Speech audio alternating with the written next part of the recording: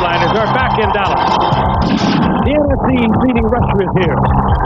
And their quarterback is their still. I think we carry kind of a quiet confidence, which is very good in my opinion. But also we go out and work hard every day in practice, and we don't feel that we're a good enough football team that we can just show up and beat people. In Tom Landry's shadow, no longer the new Cowboy coach has infused his team with success, and with it an image.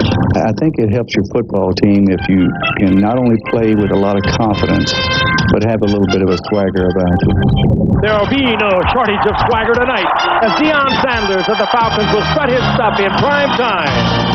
The Cowboys look to clinch the NFC East as they play the Atlanta Falcons on ABC Sunday Night Football.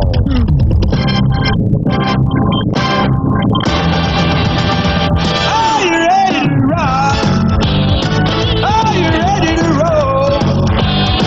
Are you ready for the Cowboys and the Falcons as they go toe to toe? We're gonna make you smile and get rid of your blues and do the Monday Night Football boogie for you. Are you ready for the football? Frank, Al, and Dan are coming your way. It's Monday Night Football and it's time to play.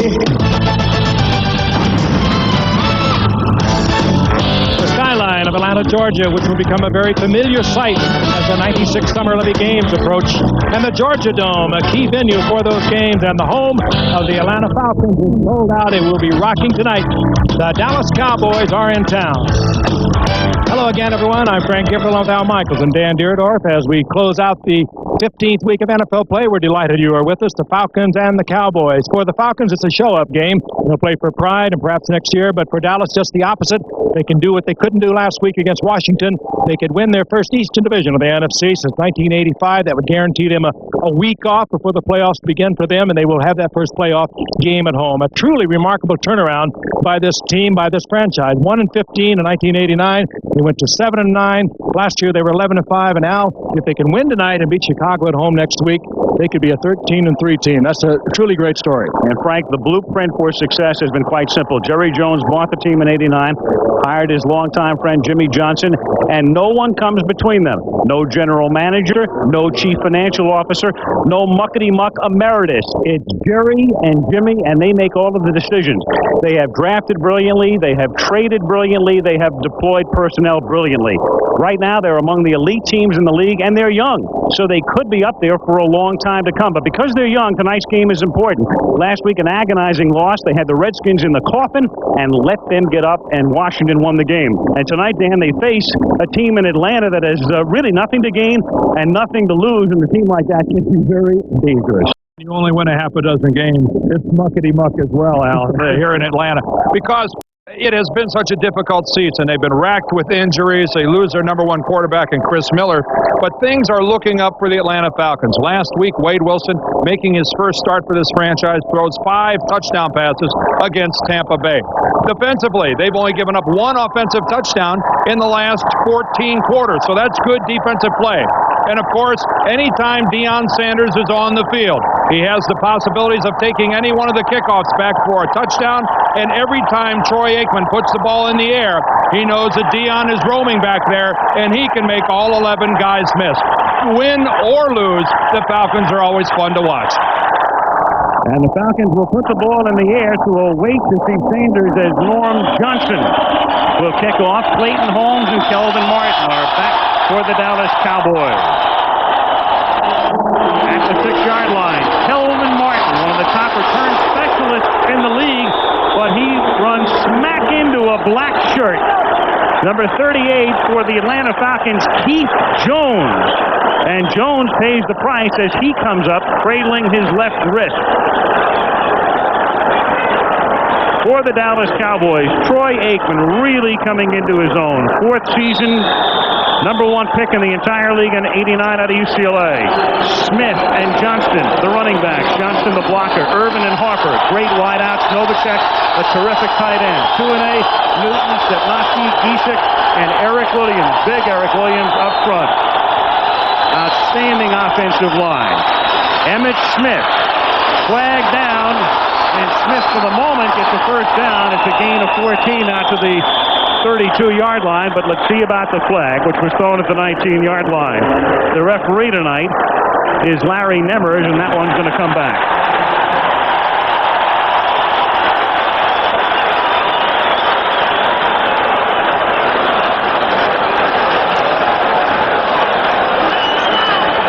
Illegal motion, number 80, 5 yards, repeat first down.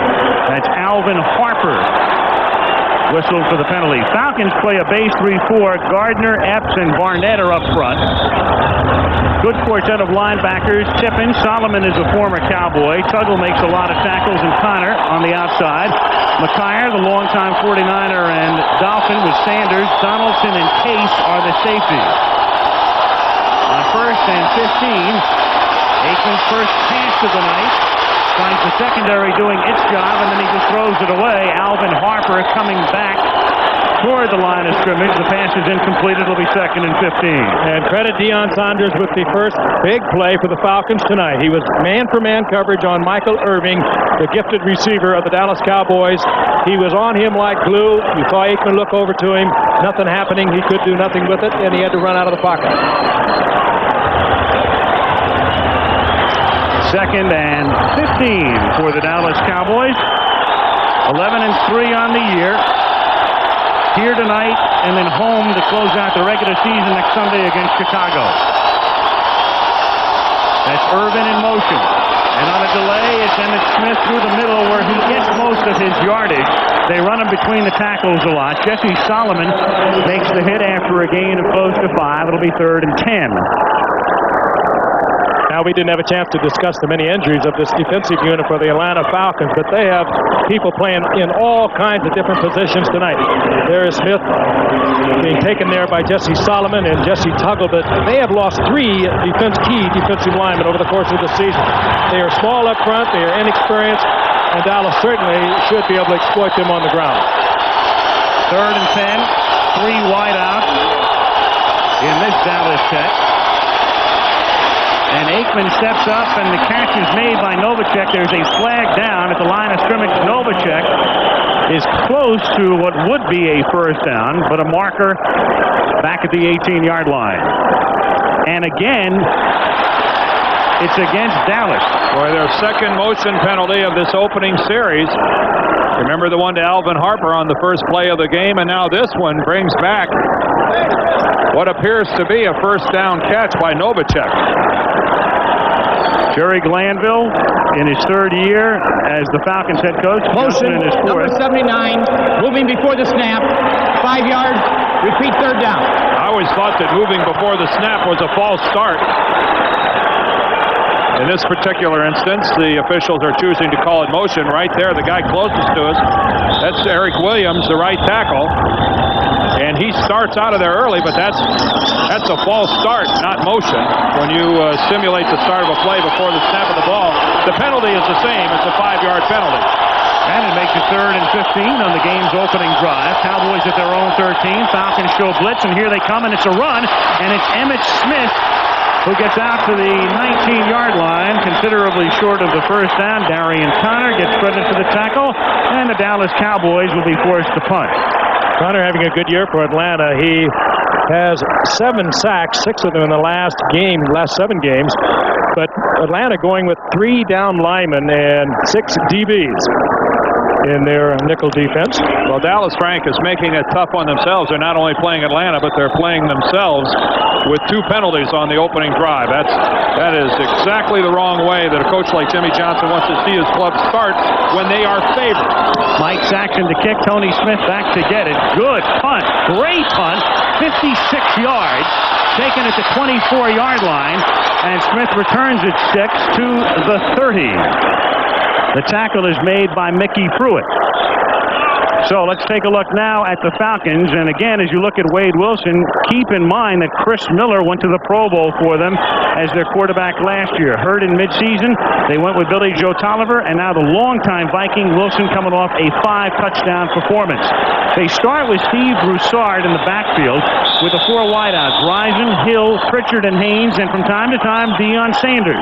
Then you've got Penn, Hoover, Dukes, Freilich, and Hinton, a very experienced but banged-up offensive line. 1st and 10, Atlanta at the 31. Wilson right to the air. Over the middle. 1st down, Pritchard. He loses the football, and they say it is a live ball, which means it is a Dallas ball. Ken Norton dislodged it, and Thomas Everett picked it up. Well, from up here, it certainly looked like he took a couple of steps with the ball, which establishes possession. I think Atlanta might have been arguing that he was down when the ball came out. Well, there's no question they're arguing that. I think, first of all, it's beyond question that it was a completed pass. I think where Atlanta's questioning it, let's watch it right from left to right. There's the catch. He has possession. Oh, and the ball comes out when he is on the ground. That play should have been dead right there. At least from that angle. The ruling on the field is that the runner never hit the ground and the ball popped loose. 1st down. Well, the call goes against the Falcons. From that angle, it certainly looks like Atlanta was the recipient of a bad break. From the official's point of view, at full speed, it looked as though he landed on Ken Norton. That was the ruling that they made. Yep. And they're not going to change it. And again, defensively for Dallas, 6 defensive backs, and it paid off for him there. He obviously hit the ground before. We've got an official off the field who appears to be down. Let's look at his right knee here and see if it goes down. Oh, there's no question it's down. Yeah, see right there, the play is over, but obviously we're watching it in a freeze frame slow-mo. You can see when he came down on top of the defender, that's what the officials rule. That's what he's ruling. Let me ask you a question. A guy comes down on another guy. Don't you interpret it as the defensive player being part of the ground? The play is over at that point in time. Well, hey, Dallas, they're used to this sort of stuff at the 35-yard line, except this one works in their favor. And this is Darian Connor making sure that Emmitt Smith has no place to run. Darian Connor, 3rd-year man out of Jackson State, the school that produced Walter Payton. They use him in a lot of ways. They use him as a down lineman. And what they are doing, the Atlanta Falcons, with all the injuries, particularly that defensive line, they're getting their best athletes on the field in the best positions that they can get them. They are a striking team, a blitzing team, a gambling team. Everybody knows that. But they are a team of fine athletes. 2nd and 12, Dallas at the 37.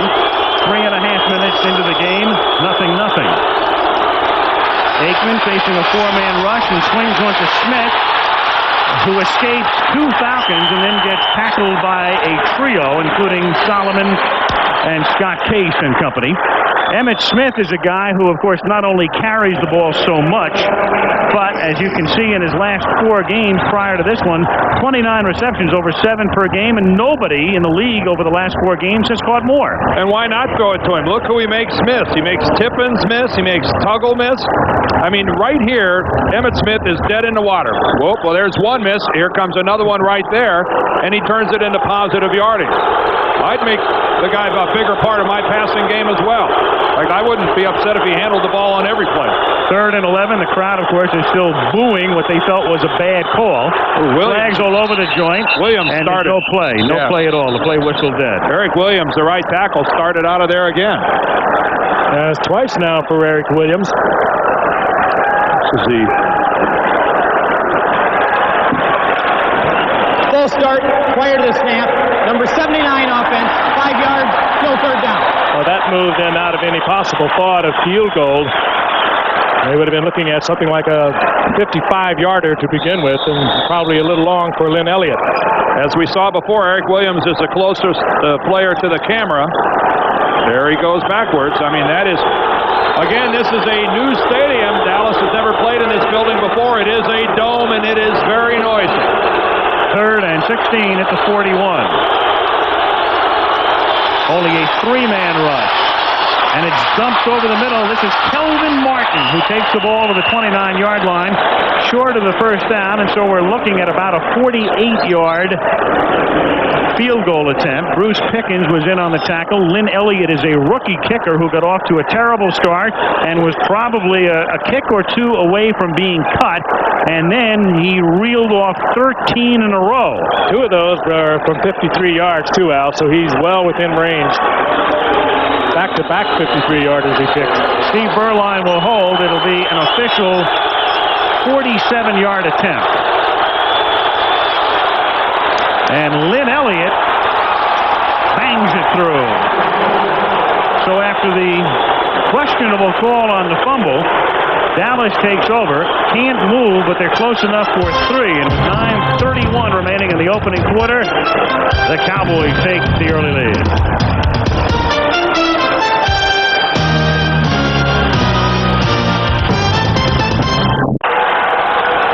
Well, Deion Sanders, who is a second in the league, 28.4 is the average of his kickoff returns. The league average annually is around 20 yards per return.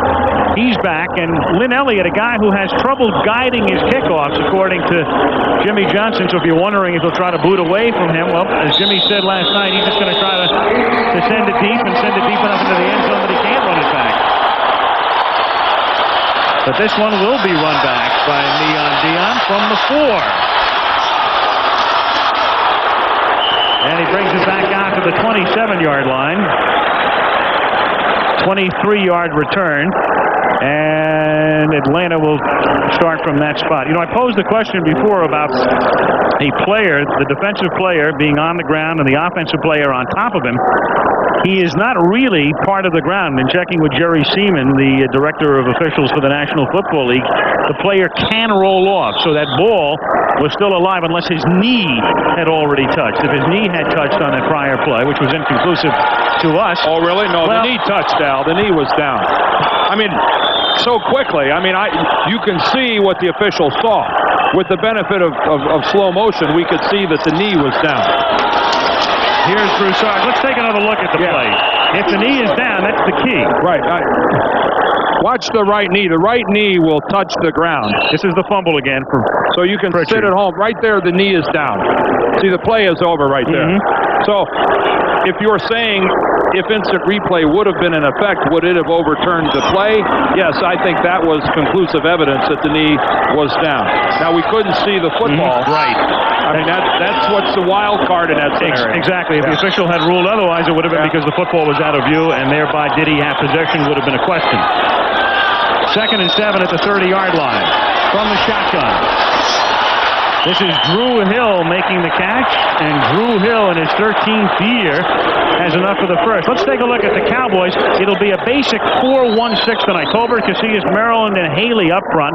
Norton will be the sole linebacker, and because the Falcons invariably line up with the 4 wideouts, 6 DBs. Smith, the rookie, with Brown, Gant, Woodson, another rookie, and Everett and Washington.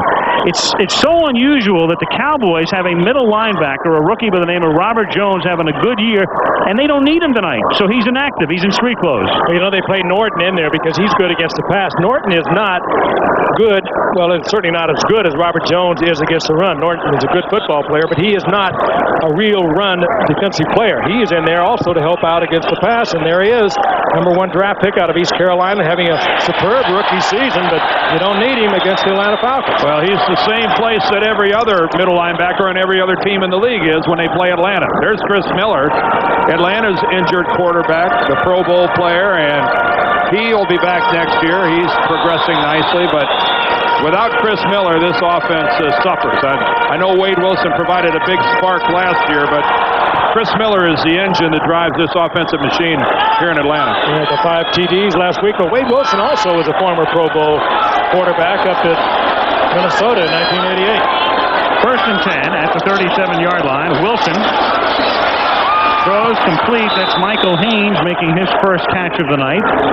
Up at the 42-yard line. It'll be 2nd down and 6. And we can tell you that ABC's Monday Night Football is being brought to you by Ford and your Ford dealer. Have you driven a Ford lately? By Miller Lite. It's everything you want a beer to be. By the new Bic Twin Select for normal and sensitive skin. There's a Bic for every beard. And by the makers of Advil in tablets or caplets. 2nd down and 6. Wade Wilson has started the game 3 for 3. Unusual formation there with Hill lining up as a tailback, but that doesn't fool anybody. In particular, Tony Casillas is right there to take care of Steve Broussard, and Casillas coming back to Atlanta, where he had a falling out, you might say, with Jerry Glanville and the folks.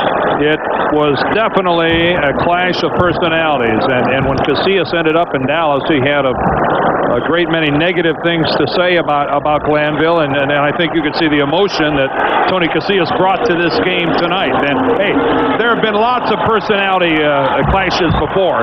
Jerry Glanville's not the only coach that's had a problem with a player, and vice versa. They had one. They had a good one. He's out. Leon Lett comes in. It's 3rd and 6 at the 41-yard line. And Wilson's throw is a beauty, caught by Haynes, who takes it all the way to the 10. He found the open spot between Horton and Holt, and as was the case twice last week against Tampa, he finds them right down the hash mark. Well, how many times in football expected help from the inside quicker than he got it, and he didn't get it. And great speed on the part of Haynes. Remember the big numbers he put up a year ago, 11 receptions over 40 yards. He has great speed. No deception to it whatsoever. Kevin Smith thought he was going to get help from the inside a lot quicker than he did. And he just about broke it for 6. 47-yard gain. 1st and 10 for 12. Dallas ahead 3-0. And Wilson hitting Pritchard, who takes it to the 6-yard line. He is stopped there by James Washington, and it'll be 2nd down and 4 with under 6 minutes to go in the opening quarter, and the Cowboys up 3-0. Chris Miller. Miller's injury, and one of those AstroTurf freaks, nobody even close to him, tried to cut on the turf, and that was that. It's a simple scramble against the Rams, planted his foot, blew it out.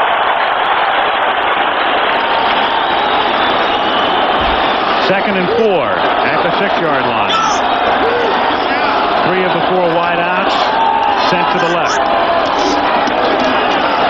And Wilson bangs it into the back of the end zone to Drew Hill. Touchdown.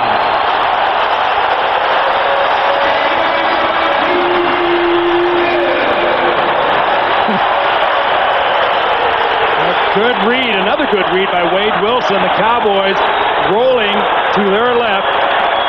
Drew Hill took it right to the back of the end zone, got lost back there, and was wide open. Watch number 85, Drew Hill. Takes it straight back. Hangs right inside the baseline. Nobody saw him, wide open. That's some sort of a blow by the Cowboys secondary. Yep. Drew Hill totally unaccounted for by the Cowboys. You can see Washington, number 37, got in there in a chase position, but far too late. Johnson's extra point is good. You've heard the phrase in a perfect world? Well, Wade's world is a perfect world. Hey, I got 2 words for Santa Claus. Deion Santa Claus, okay? Sit down, Santa. Sit your big backside down the Yuletide bench, because this year I'm dreaming of a Santa Claus Christmas where a slim, trim guy in a designer suit scales the highest chimneys, dashes through the deepest snow, and squat thrusts the heaviest presents. You think a jelly belly from some elf-infested igloo is going to get the goods there on time? Run! Hey, this year there's no crying and no pouting. Why? Because Deion Santa Claus is coming to town. Ho, ho, ho. Yes, Virginia, there is a Santa Claus. And last year he hit over 300. Candlestick's gonna rock. Detroit will try to make San Francisco quake. It's the season finale, for goodness sake. 5:21 remaining in the first quarter at the Georgia Dome in downtown Atlanta. Capacity crowd looking on. Their Falcons lead 7-3. And Norm Johnson, the longtime Seattle Seahawk, who's been having an excellent year, sends this one down to the 2-yard line, and this is Kelvin Martin. stopped at the 19. A 17-yard run back. Ken Tippins is there for the tackle, and that's where Aikman and his unit go to work. 5:11 left first quarter. 7-3 MVP, Young and the 49ers hosting the Detroit Lions and Barry Sanders. Also, Joe Montana. Will he play next Monday? Will he be activated? At halftime tonight, we will talk live with 49er coach George Seifert. Also a feature on Jimmy Johnson at the half from the 20-yard line. Aikman throws underneath. This is Novacek, who leads the league in catches for tight ends.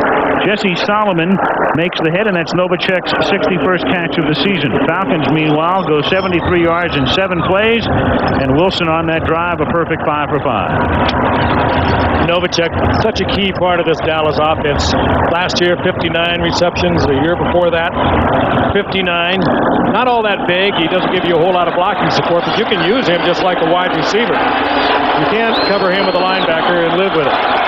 On 2nd and 3, Emmitt Smith picks up the first down, and the ball comes loose, but after the play is whistled dead at the 33-yard line. Tippins and Donaldson converge on the tackle.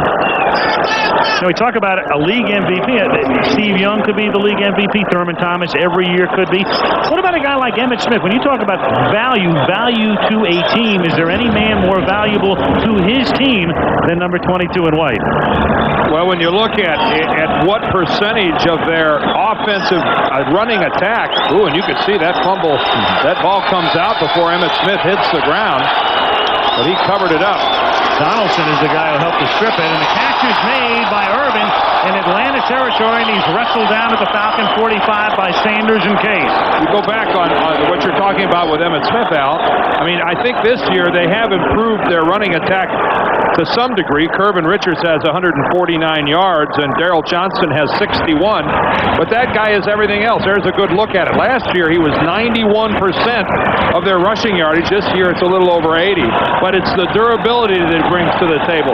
His sure-handedness is now blossoming as a receiver. It's just that he's kind of overshadowed in a sense because of Aikman and Irvin. There's so much other offensive talent here. After a 23-yard pickup on the reception, there is Smith getting close to 10. Call it 9.5 and make it second and short at the Atlanta 36-yard line. He can make a secondary, a good tackling member of the secondary, look so silly out there. That time, Scott Case had him lined up. Scott Case, a former Pro Bowl safety man, and he just ducked. Scott Case went right over the top of it. You know, it sounds strange to use a word like overshadowed with Emmitt Smith, but he's so quiet. He's almost behind the scenes as far as outspokenness, especially on a team with guys like Irvin. There he is again. He cuts it back as he does so brilliantly and so often, and picks up the first down, a gain of 5 to the 31. Stopped by Tuggle with 2:28 remaining in the opening quarter. 7-3 Atlanta. The thing about Smith, he gets better as the game progresses, like a lot of great running backs. You've heard it's almost cliche now, but you go back to Emmitt Smith in high school in Florida, he gained over 8,800 yards rushing. Then off to Florida, where he gained almost 4,000 yards rushing. This is a guy that's carried the football hundreds and hundreds of times, and he always shows up. A lot of durability. At the 31, here he goes again. To the 28. He's so important that even though Jimmy Johnson would downplay it, clearly Johnson's worst nightmare would be an injury to Emmitt Smith going into postseason. Even though Curvin Richards, as Jimmy said, is a pretty good running back, and there's the guy who would fill the load. And I asked Johnson last night, would you have to change the offense a lot? He, for the moment, said, no, I wouldn't. No, but he sweated a lot when he said it, Al. He said, no, it wouldn't be a problem. Curvin Richards would step right in there. I think what he feels is that his offensive line has come along so well this year. This is the same offensive line with Stepnowski at center, and that makes him better, Dan, than we saw at the very beginning of the season. They've been together all year. After this play, I got a scenario for you. See what you think. 2nd and 7 at the 28. 1:15 to go in the quarter. Good protection for Aikman, who unloads, and it's caught at the 14 by Alvin Harper. A first down. He's tackled by Tim McKyer, a 14-yard gain. You talk about Emmitt Smith and his importance to this team. Let me pose a hypothetical question to you. Is it a better team with Troy Aikman at quarterback and Kirby Richards running the ball? Or is it a better team with Steve Berline at quarterback and Emmitt Smith running the football? You know, and when you talk about who's more valuable to the team, Aikman or Emmitt Smith, it's an interesting question. You know, it's always the automatic answer is the quarterback is your most valuable guy. I'm not 100% sure that's the case here in Dallas. Berline won 5 games last year, including a playoff. Guy's awful good. There's a lot of, for being so young, there's remarkable depth in Dallas. Here is Smith. Nowhere to roam, and he's tackled by a gaggle of black shirts. Oliver Barnett and Jesse Solomon leading the charge, and that figures to be the final play of the first quarter. And thus the second period will commence at the 15-yard line of the Atlanta Falcons. End of the first quarter, the score is Atlanta 7, Dallas 3. We'll return with Monday Night Football after this message and word from our ABC station. In Atlanta, Monday Night Football, Al Michaels, Frank Gifford, Dan Deerdorf. Atlanta leading 7-3 at a second and 11 for the Cowboys at the Atlanta 15-yard line. And Aikman retreats. Good protection. Underneath, he throws to the 12-yard line. It's a very short gain. It's into the arms of Irvin. And Tippins makes the tackle. That's one of the few catches Irvin has made this season that's not resulted in a first down as we look at the numbers through the first 15 minutes of play, and they're dead even in yardage at 87. Dallas has had the ball most of this quarter, if you look all the way down to the bottom, but the one turnover belongs to the Atlanta Falcons on their very first offensive play of the game, and that resulted in a Dallas field goal. So, and the only Dallas point so far in this ball game, but they appear to be about to change that. Third down and 7 at the 11-yard line.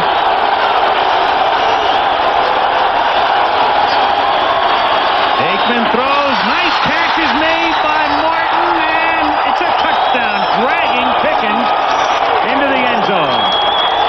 Oh, and he gets a block by Michael Irvin right on the goal line that allows him to get in as well. This is a Dallas Cowboy team that really does play a team concept. Their receivers block for each other downfield. They block for their tight end, and a well-executed pass play results in a Dallas touchdown. Martin comes all the way from the left side, and no way that Pickens is going to stay with him. There's the block that Dan alluded to. Michael Irvin is more than just a receiving wide receiver. He screened off Deion Sanders to allow the touchdown by Kelvin Martin. This is Lynn Elliott out of Berline Cole to put Dallas up by 3. Aikman on the drive was a perfect 5 for 5. Martin scores his third touchdown of the season. Dallas reassumes the lead, and now it's time for our regular feature on what's new in the world of sports science and technology. Deion Sanders has played in only 57 games in his NFL career. He has 8 touchdowns on various returns, kickoffs, punts, interceptions, and he stands here at the 3-yard line ready to accept Elliott's kick with 14:07 to go in the half, and the Cowboys on top 10-7. Dallas trying to clinch it in the NFC East.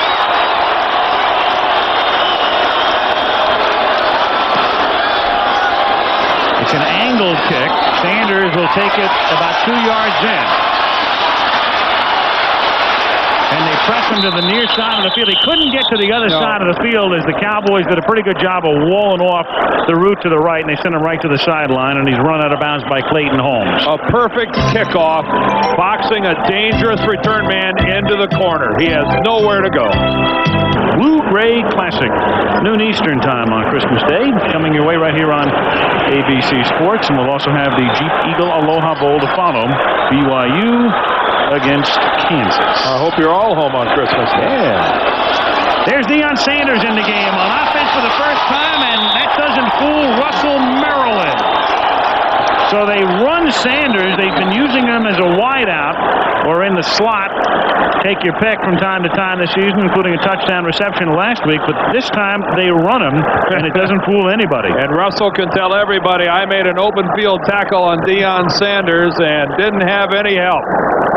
Maryland is just penetrating upfield, and on the first rush of his NFL career, Neon Dion goes nowhere. Number 1 meets number 1. So Dion's career rushing average, as his first rush ever, is -4. Miami against Florida State. 2nd and 14. Wade Wilson, who's a perfect 6 for 6, is now 6 for 7 because Pritchard can't hold on. Well, you hate to waste standing that long in the pocket and come up with an incompletion. Tremendous offensive line play by the Falcons. 4 men came from the Cowboys' front line and didn't even get close to Wade Wilson. Even he just stands and stands and stands. When it looked, oh, there it is right there. It was hit right at the end. Looked to me like Darren Woodson got a hand on the ball. Good play, Woodson. Woodson getting a lot more time in that secondary. Former linebacker from Arizona State. 3rd and 14. 3-man rush. Line does its job. The pass is underneath. It's complete, but for minimal yardage, Drew Hill makes the tackle, and that'll create a punt. And Darren Woodson makes the tackle once again. ABC's Monday Night Football is being brought to you by Jeep and Eagle, a division of the Chrysler Corporation. And a good look there at the great Mike Ken walking off the field. 15 years. He's played left tackle for the Atlanta Falcons and plans on coming back for number 16. One of the fine offensive tackles of the last couple of decades. Fulhaig to kick. Scott Fulhaig. Kelvin Martin to receive it. Line drive kick. Good distance. And the run back by Martin, flagged down to the 42-yard line, a 48-yard punt. He ran it back 9 and a marker down. Martin, the man who scored the touchdown. And it's the old block in the back. This is a recording. Illegal block in the back on the return team, number 47. 10 yards from the spot of the foul, first down. Clayton Holmes. You know, they ought to think about redefining that rule. You see that happen so often. What are you going to do? Let them block people in the back? Yeah, sure. Open it up. Easy for you to say. Open it up. Timeout. Dallas Cowboys. Defensive unit, secondary. Going over their performance on the far side as the offense takes over at the 29-yard line. 12:10 to go in the half. Dallas up by 3. Aikman on an out to Irvin, and he is pushed out of bounds by Deion Sanders in frustration. It's a 14-yard gain. We mentioned before, almost every time Michael Irvin catches a pass, it's good for a first down. Coming into the game, he caught 67 this season, and 64 of them had been for first downs. Well, again, Sanders, when you're that good, you're going to get a lot of man-for-man assignments. You're going to draw the tough receivers, and he was out there on an island all alone. And that time, Irving was the winner of that one. Irvin just driving him downfield and breaking it back. Here's Smith. And he turns nothing into something up to the 46. You know, Emmitt Smith was the league's leading rusher last year. He's in the battle again this year with Barry Foster. However, there is a caveat here. Because if you are the NFL rushing leader, if you push that stone to the top, no rushing leader has ever advanced to the Super Bowl. And neither is his team. Yeah. It's hard to imagine. It's hard to imagine, though, isn't it? I mean, everybody says you have to run the ball to win in this league, and yet the guy who runs it the best never wins the big show. 2nd down and 7. Aikman to the 50-yard line. That's Irvin making the catch. And they stop him short of the first down. So it's funny. Every time you bring something up about a guy doing something so often, catching balls and almost always getting a first down, he catches a couple in one game that don't result in it. Tuggle makes the hit. Well, a lot of Michael Irvin's receptions are shorter passes like that because they're so much in love with the way he runs with it after he makes the catch. I mean, here's a guy. He's a big runner, too, and he's also big. He comes into the game with an 18.8 yard per reception average, and they're currently it's 18.4, but a lot of those are 7, 8, 9-yard passes that he tacks on a 10-yard run afterwards. Third and a long 3 at the 49-yard line. And there's your long 3 and then some to Novacek. He takes it to the 41-yard line. That's a gain of 9. Gardner makes the tackle, and with 10 minutes to go in the half, first down Dallas, and they lead 10-7. You're never going to cover Novacek with a defensive end dropping off the line of scrimmage. Novacek just picked up the 4 or 5 yards he knew was good enough for a first down. Aikman dropped back, didn't even look for another receiver, and popped him. But again, Atlanta being forced to play their remaining athletes because they have so many that are damaged, particularly defensively, in out-of-position areas. Gardner and Eric Williams. That's a trifecta. That's his third penalty of the game. False start, 79 offense. Prior to the snap, 5 yards, still first down. Well, earlier this season, they gave him an honor they almost never give to an offensive lineman. They named him the Offensive Player of the Week in the NFC one week. I don't think we're going to see a repeat. Hey, the best look there was Jay Novacek jumping out of the way. Williams goes off sides. 2 big guys lock up, and Novacek, he doesn't want to get his feet stepped on. He just tap dances out of the way.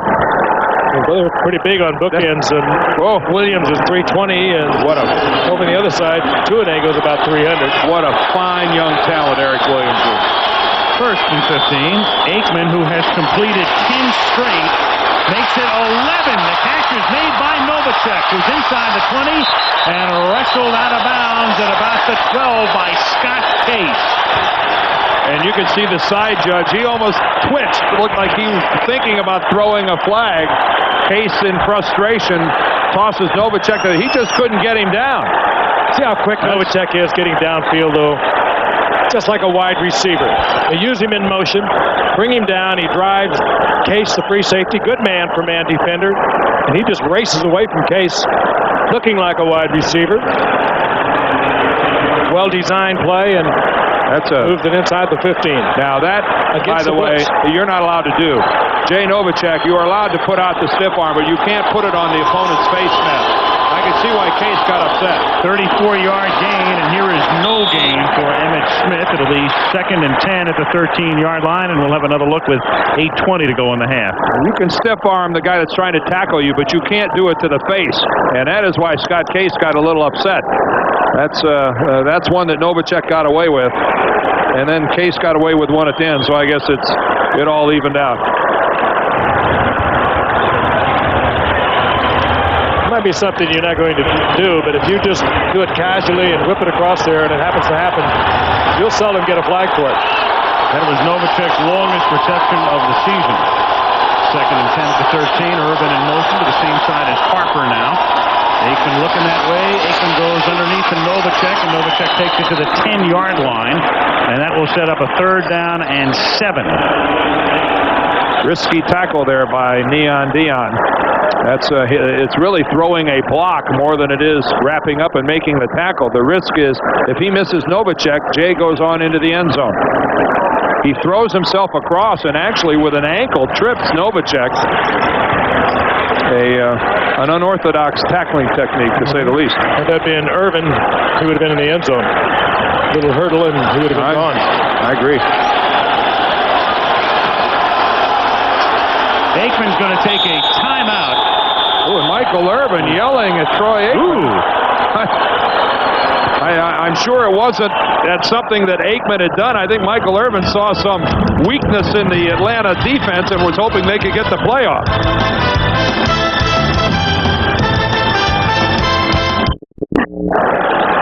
Dallas on the 3rd down. They love to look at Novacek in these situations. 23 receptions on 3rd down. Only Sterling Sharp of Green Bay with more coming into the weekend. He's already caught 4 balls tonight. It's 3rd down and 7 at the 10-yard line. Aikman, who's completed 12 straight, makes it 13, hits Irvin, but Irvin pushed back and his forward progress. I Don't Believe has a first down. They're going to put it at the 4, and it's going to set up a 4th and 1, and Lynn Elliott and the gang are coming in. Well, good 4th and very short, but Jimmy Johnson doesn't even hesitate. You're up 7-3. Get the field goal unit out there. That's good up there. That's good aggressiveness, Frank, by the Falcons. They had 3 guys make the hit on Irvin all at once, and that's what kept him from getting the first down yardage and forces a field goal. Good hustle. Spurline will spot it at the 12. It's a 22-yard attempt for Lynn Elliott to try to put Dallas up by 6. No problem. Elliott boots it through. Aikman's completed 13 consecutive passes. 6:14 to the half. 13-7 Dallas. Tuesday night, big night on ABC as always. Tomorrow, Full House hanging with Mr. Cooper Roseanne, the Jackie Thomas Show, and going to extremes. Your Tuesday night holiday lineup here on ABC. Georgia Dome, 6:14 to go in the half. Cowboys lead at 13-7. Lynn Elliott to put it in the air. Deion Sanders waiting for it. And again, it's a beautiful kick. Taking it to 4. He pins him in the corner.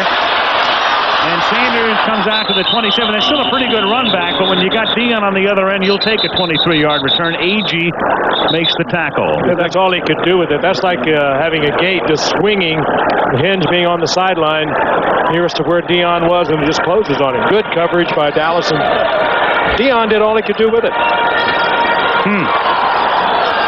Dallas has had the ball almost 3 times as much as the Falcons to this point in the game. Hard to kick that over there if you're a right-footed kicker, too. Ordinarily, you can kick it further and more accurately than hooking it to the left. Look into the face mask of one Charles Haley, the ex-49er, came over at the beginning of the season to help the pass rush as Broussard finds room, and Broussard is close to a first down, but a flag comes down. Could have been a face mask on James Washington. 2 flags actually came in, one from an official on the side and then one deep out of the secondary. Well, we've got a clip. Glanville said, how can we have that? Larry Nimmers is the referee. Track back, number 35, offensive team. Will go half the distance to the goal. Repeat first down. Pritchard. Oh, yeah.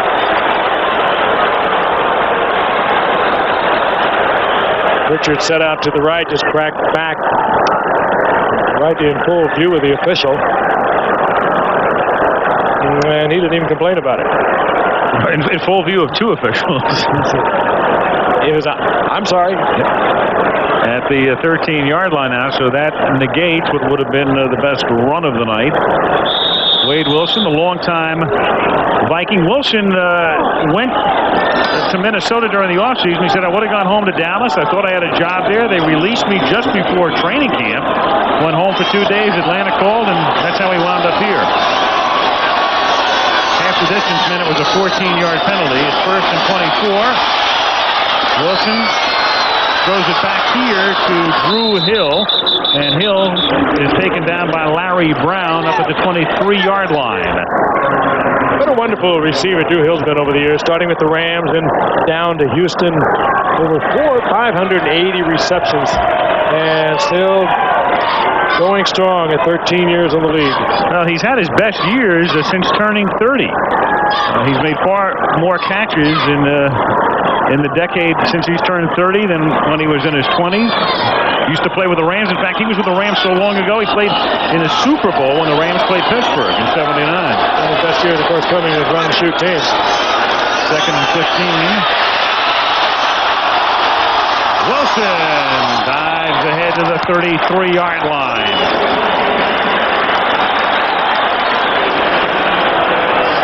Wade Wilson, a Texan, went to East Texas State, makes his home now near Dallas.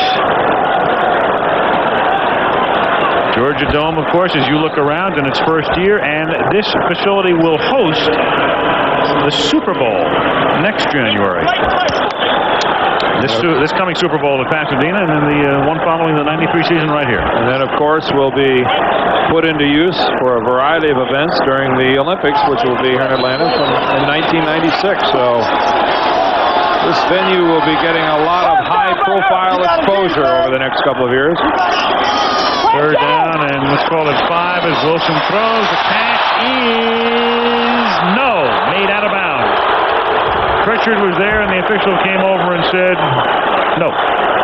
Sure was a nice catch. Artistically, it was fun. It sure was. He gets 9.9 on style points, but a 0.0 and that it doesn't count. Need another pinky down. He comes down with 1 foot. There's your left. No right. The right actually wasn't even close, but still a sensational effort by Mike Pritchard in the catch. We talk so much about Deion Sanders being such a great return man. Kelvin Martin is just about as dangerous as you're going to find in this league today. He is so quick back there. Well, the difference between the two is that Martin does both kickoff returns and punts. Martin's run 2 punts back for touchdowns. Oh, that's a great catch. That's 51 yards to the 16 and a 4-yard run back by Martin to the 20. And Martin boxed in, just like Sanders has been on the kickoff. You put him down there and you just swing the gate of the coverage closed on him. Well, Fulhake says, I'm not the only kicker in this stadium that can pin it right up against the sideline. Elliott's been doing a good job with the Dallas kickoffs and vice versa. At the 21-yard line, Cowboys have it. 3:45 remaining in the opening half.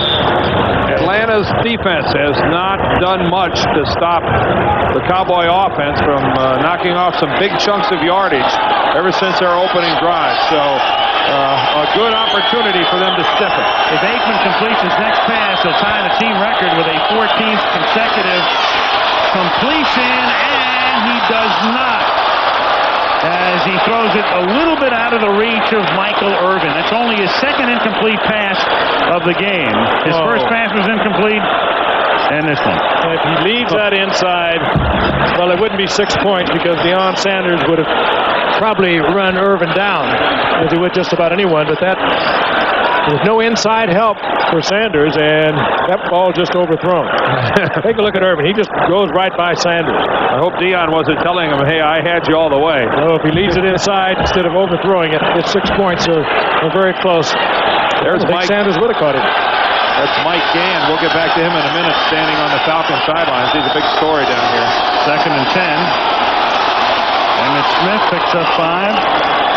Mike Gann is their 8th-year defensive end from Notre Dame, who within the last month was diagnosed with testicular cancer, had surgery, is in the process right now of receiving radiation, but talking to him down on the field before the game, really asked that I tell everybody, his friends, that he's doing well, that his prognosis is excellent, and he fully plans on being back next year playing defensive line for the Atlanta Falcons. He's feeling better. The radiation has made him nauseous, but he's doing well, and he wants everybody to know it, and of course, we all wish him well. 3rd and 5, and here's Aikman throwing up to the 30-yard line, and somehow skittering away is Irvin, who initially was stopped, and that's what he does so well. He makes the catch and then picks up a lot more. All the way to the 38-yard line of the Falcons. We talked about the 7- and 8-yard, in many ways like an Andre Reed in Buffalo, the guy who isn't afraid to work the middle and make people either miss him or, in this case, bounce off of him. This is Michael Irvin using his size, wrapped up, held by Deion, tackled by Deion, and Deion gets up looking like, why isn't this guy on the ground? That is the athletic ability and the all-around skill of Michael Irvin. And strength for an outside receiver. Yes, he is 6'2", about 200 pounds, and nothing Sanders could do. 2:20 to go in the half. Cowboys have 2 timeouts remaining. They try and end around here with Harper, who takes it inside the 30, and he's out of bounds at the 23-yard line. Chuck Smith is saying that Mark Stepnoski, the center, got out there and hit him in the back. Either Stepnoski or Giesick, I'm not sure which one it was. There's 53 and 63. That's a good call against the Atlanta Falcons. Always is. A lot of teams use reverses against them. They're such a pursuing attack defense. It's Giesick, 63 comes out, and there you see he hits Chuck Smith in the back, but that was kind of a deceiving angle. Smith was actually down on the ground and underneath. Very deceiving. Clobbered him in the back. 2-minute warning. 8 on the ground and have outgained them almost 2-1 in the air. I think it's very key for Dallas to be able to control the rushing of Atlanta coming into tonight, because they're playing a straight 4-down line with Kenny Norton in the middle, and they are stopping the running game of Atlanta. And here is Emmitt Smith. And he fights his way to the 18-yard line for a gain of about 5. 2nd and 6. Troy Aikman, who's been almost perfect tonight. We mentioned he came within 1 of establishing or tying the Dallas team record for most consecutive completions. Not held by Meredith, not held by Staubach, not held by White, not even held by Clint Longley. The record is held by Steve Allure. I was going to drop a Craig Morton in there. Yeah, sure. You mean there's something that Don Meredith doesn't hold? I know what he holds. I won't answer that. Maybe held it once. He's sipping on it right now. 2nd and 5. And there's a flag. Novacek takes it inside the 5 and gets to the pylon for the touchdown momentarily. Let's see about the flag back at the line of scrimmage. Head linesman made the call. And I'm not even sure Novacek had control if it is against Defense, Atlanta. number 21, lined up offside. Penalties refused. Touchdown. Dion on the outside coverage, lined up offside, trying to get in the face of Irvin, and lined up offside. You don't see that very often. Glanville looking up at the replay. All right, here's Novacek in his dive for the end zone. From that angle, it looks like he didn't have control of the football when it came across the goal line. So close. Yeah, that angle did make it appear, though, as if the ball was separated from his body. Elliott's extra point is good. Novacek has made 5 catches in the first half. And remember, he had both Cowboy touchdowns last week in the loss to Washington. Ball just has to break the plane. It's hard to tell from that angle, too. I'm sure we got a couple more.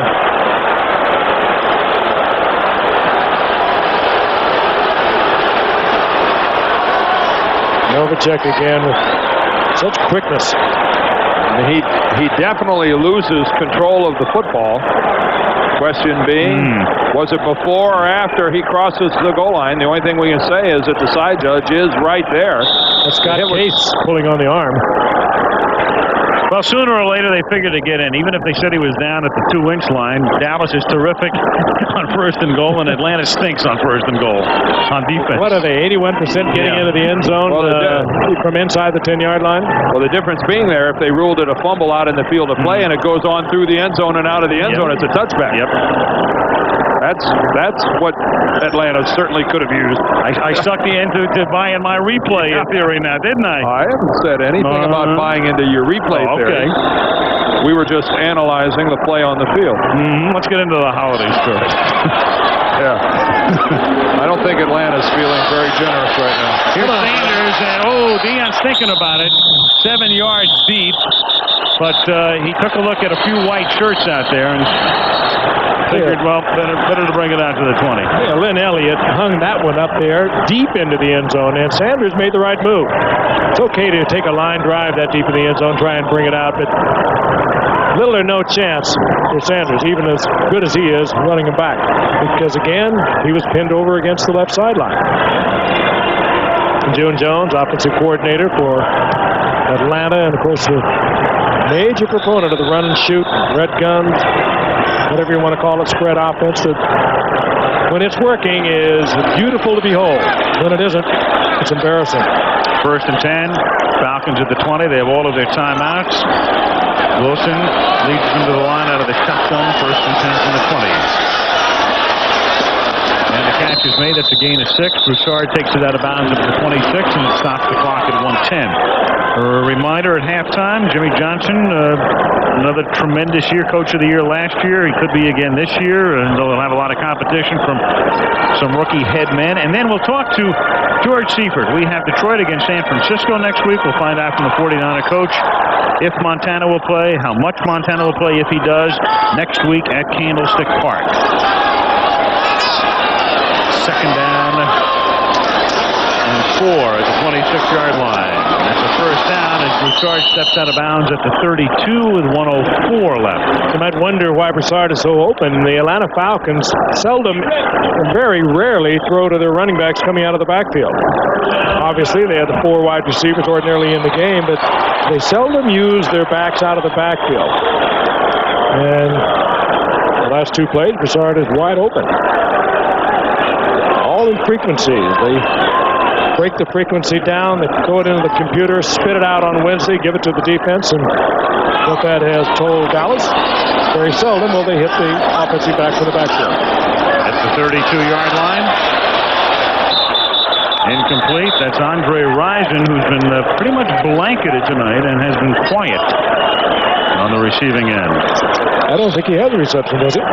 Andre has been blanked, and that is very unusual. When you consider that coming into the game, his receptions match the number on his jersey. You know, somebody was speculating, Dan, you find it interesting that Dallas has the #1 defense in the NFL through the 14 games, and they might not have anyone going to the Pro Bowl from that defensive unit. Well, part of that is because of their age.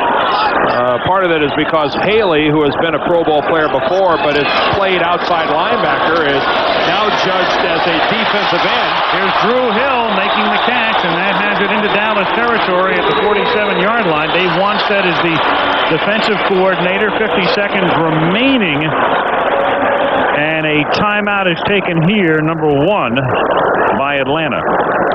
You know, really the only guy with any Pro Bowl experience to speak of is Haley, but he was always been going as a linebacker. And here he is, a defensive end, and the competition at defensive end, formidable in the NFC. Good look at him working against Ken, working against Broussard, who gets in his way. And Charles Haley has had, I guess by statistical standards of his past, had a disappointing year. Only 4 sacks coming into tonight's game. Be interesting to see what his long-term future will be with the Cowboys. They came to Dallas with only a 1-year contract. He's in that class of potential free agents. I still think you play in the NFC East. A lot of good football teams. You meet week in and week out. And you're the #1 defensive team. And you really don't have any great star. I think it's a real tribute to a team defense under Dave Wanstead. 1st and 10, 47-yard line. Wilson throws, and a nice catch is made at the 28-yard line by Michael Haynes. Oh, well thrown by Wilson. Kevin Smith with the coverage, and another timeout for Atlanta. Their second with 43 ticks left. 21-yard pickup. Dallas in there are 6 defensive backs. Hard to find an area that open, that deep downfield. And well thrown. Michael Haynes, good concentration, gets the reception and the first down.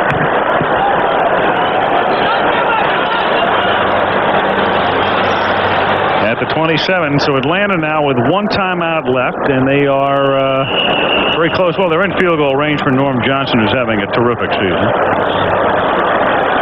But Jerry Glanville thinking about 7 right now. That would be a lot better than 3. 20-7 is the score. One different kind of cat right there. Johnson, the field goal kicker, on the sideline. Wilson guides him to the 27, 1st and 10.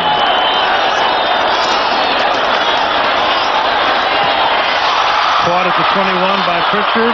Rolled to the turf at the 18. 2nd and 1 coming up. And Atlanta does not take a timeout here. Wilson instead saves that last timeout. Now you got a 3rd and 1 coming up, so you got obviously time to run another play, and then if you can convert, another play after that. Depending how long, or what type of a play, how long it takes them to uncover. Of course, keep in mind they'll get no cooperation from the Dallas Cowboys in getting their players back up and back to the huddle, or back to the line of scrimmage. They'll intentionally cover them up, delay as long as they can. They're getting upright. I think you've got to look for Rison down here. He's been shut out thus far, but he is so tough coming across the middle when you're down in close. Well, among other things, they need to convert. 3rd and 1. Off the fake. He throws. The catch is made by Pritchard. He's trying to get out of bounds to save the timeout and does at the 9-yard line. We're 6 seconds remaining, too. Time for a couple. Big play to get to that stripe and save that final timeout. And Kenny Gant was the defensive back on Pritchard, and he wrapped him up and made sure he didn't get away from him. And he doesn't know how close he is to the sidelines, and really doesn't make an effort to keep Pritchard from going out of bounds, nor should he. He's intent upon making the tackle. That was a smart play by Mike Pritchard. First and goal, 16 seconds left. Watch the Dallas blitz there. Here it comes. Here comes everybody, and that causes Wilson to throw up a duck as Darren Woodson came charging in and might have gotten a piece of it, certainly got a piece of Wilson. That used 4 seconds, 12 ticks left. That was not a very well-disguised blitz. You would have thought that Atlanta, Frank, might have been in a better position to handle it. Woodson breaks a bit early. Broussard did get in there to get to his feet, but Wade, I'll let you describe that ball. What was that? When you shoot down, you'd like to have back. But Sell only used 4 seconds.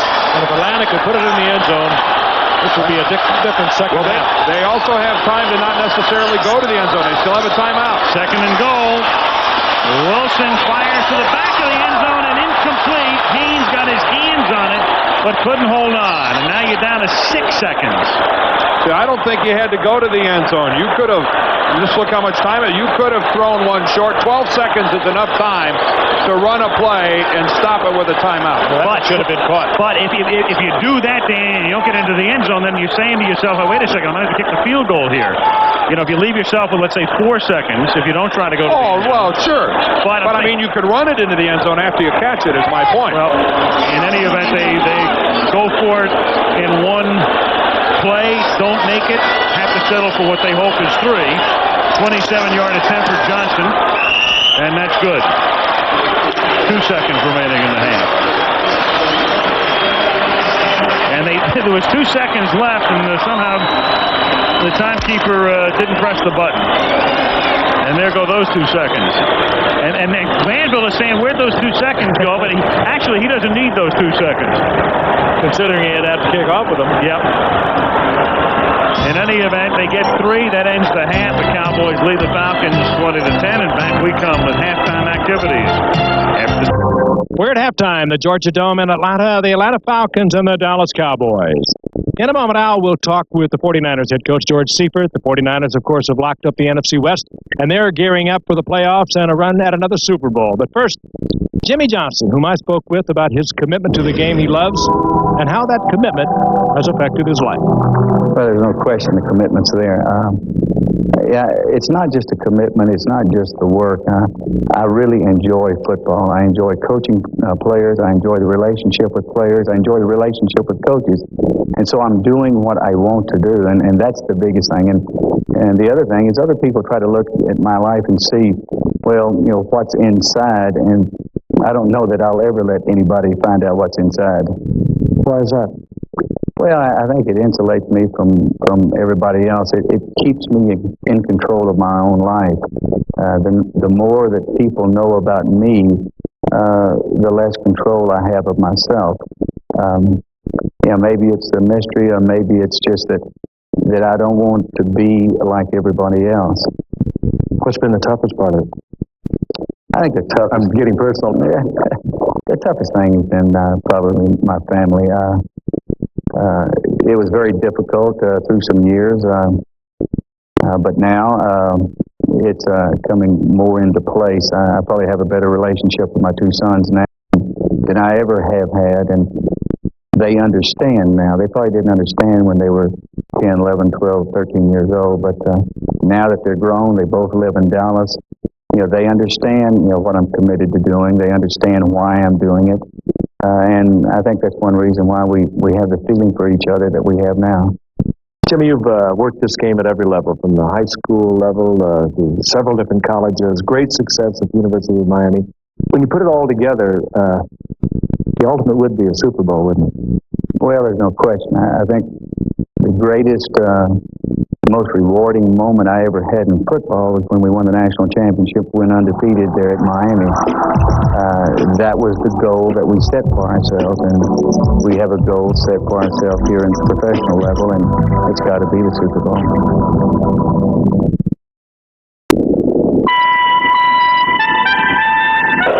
Halftime in Atlanta. Next week we go to San Francisco. This past Saturday, Joe Montana was in uniform, but in effect inactive, the emergency quarterback, and didn't play against Tampa Bay, as we are joined now by 49er head coach George Seifert at the 49er complex in Santa Clara, California. George, thank you for joining us. And the question we have, of course, is will Montana be on the 45-man next week, and will he play against Detroit next Monday night? Al, he will. He's scheduled to play. I think right now we're just trying to decide exactly how to work both Steve Young and Joe. I think we look forward to Joe playing, though, a couple of quarters, at least 2 quarters, and certainly Steve Young the same. We're all kind of excited to watch him play. How has he looked to you in practice over the past month or so? Well, he's looked quite good. Matter of fact, he's probably game ready or has been here for a couple of weeks. I think Steve Young's done a beautiful job, as we all know, with his football team this season, and it's been so important for us to get to a point where we could win our division and clinch home field advantage, so to speak, and it just seems the right time now. We want to see exactly where Joe is. He's looked good in practice, but we want to see him under the gun, and we're all kind of anxious about it.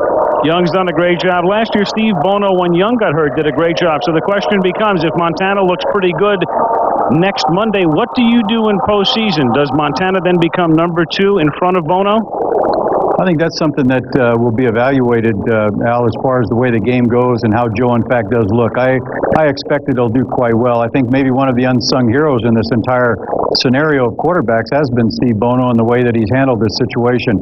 In fact, all 3 quarterbacks have handled it beautifully and have enabled us to have the success that we've had this season. George, Montana's been saying for about 4 to 6 weeks he has been ready. How come the 49ers waited until last week to activate him?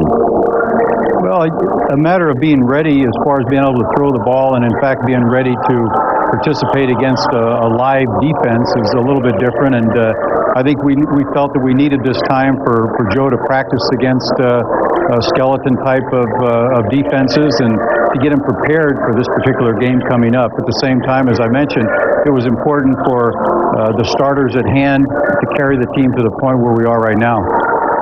George, thank you very much. Congratulations on a great season, and we'll see you next Monday night at Candlestick Park. Joe Montana will play against the Detroit Lions next Monday night. Halftime here in Atlanta, where Dallas leads the Falcons by a score of 20-10, and back we come at the Georgia Dome. Frankly, my dear, all Cowboys are damn good. And that is an accurate summation of their first half. They lead 20-10. But that could change with this guy and one kickoff return. You know, I figured out why he's so good. He gets a lot of practice. Well, that happens when you have the last ranked defensive team in the National Football League. Here's a bouncing kick, and that's taken at the 9-yard line, and they can't even get it into the hands of Sanders. It's taken by Eric Pegram, who last year at the end of the season was their #1 running back, and now he's a special teamer. He takes it to the 26, and Clayton Holmes makes the tackle. Well, we haven't seen very many incomplete passes tonight. In fact, we talked about the consecutive passes. Each had a real long streak in the first half. Aikman wound up completing 15 of 17. Wilson, 14 of 20. So for the game, the two of them combined 78.4%. And that's not far away from the all-time record of 82.1% in one game. Steve Bartkowski on the Atlanta end and Joe Montana on the San Francisco end. And Billy White Shoes Johnson was the B. Johnson, who was 0 for 1.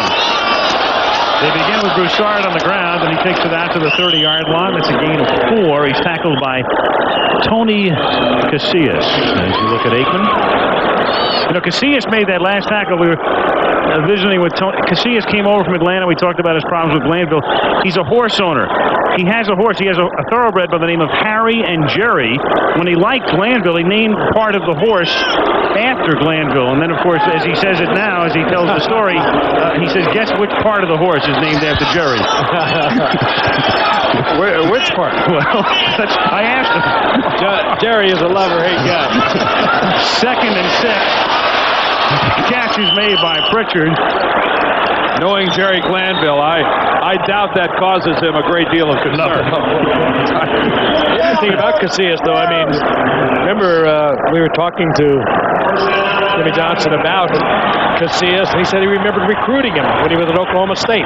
Notice the time of go there, but I mean, he did recruit him. He said he knew he was a good kid, so they went ahead and made the deal. Notice the time of possession here. That's exactly what the score is. 20-10. Point per minute. I can't recall ever having seen it work out that precisely. Yep. Well, maybe it just looks good that way. That's a point a minute offense. At the 37-yard line, it's Broussard fumbling the football after a nice run, and the Dallas Cowboys appear to have recovered, and they have. Kenneth Gant is the guy who stripped the football from Steve Broussard, and at the bottom of the pile to give possession to the Cowboys is Larry Brown. Boy, it just hopped right to Brown. There were 3 Falcons in the vicinity of the football. There's Kenny Gant. Watch Gant coming in from the left. There's the right hand, knocks out the ball. Broussard can't get back up. And Rison is there. Mike Kent is there. Drew Hill is there. And yet the lone Cowboy comes away with the ball. You know, Kenny Gant's the guy that makes things happen for the Cowboys. 3 interceptions. He's got 3 sacks.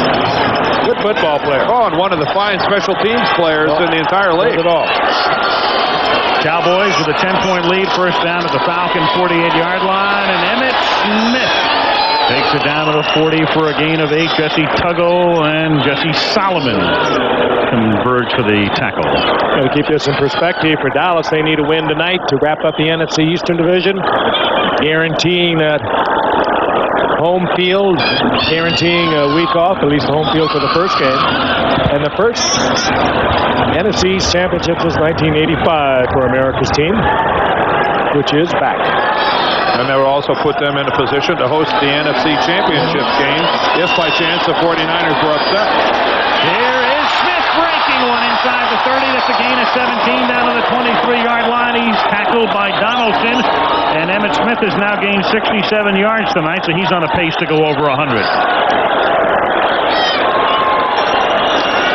That average, any time that it's on the far side of 4, creeping towards 5, and that's where Smith is tonight, 4.8 yards per carry.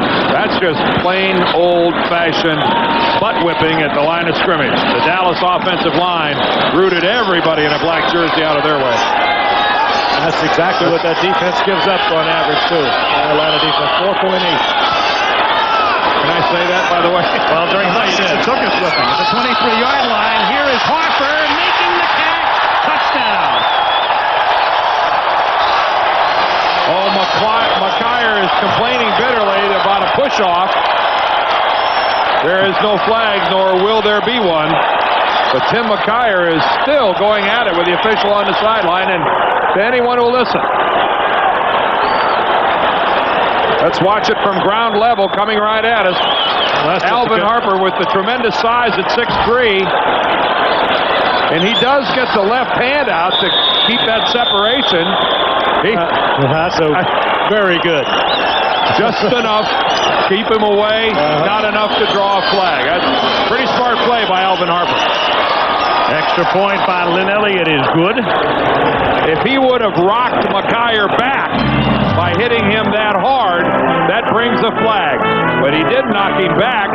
He really just kind of absorbs him with the left hand and goes up and makes it. Big-time play by Harper. Holiday greetings from Budweiser.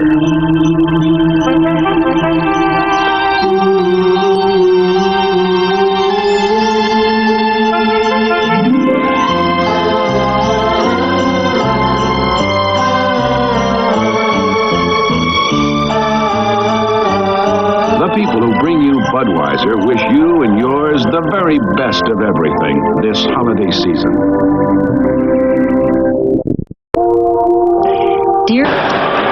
Explaining how he did it, Alvin Harper, who was a 7-foot high jumper in high school. A few moments ago, you saw him leap high over the head of Tim McKyer.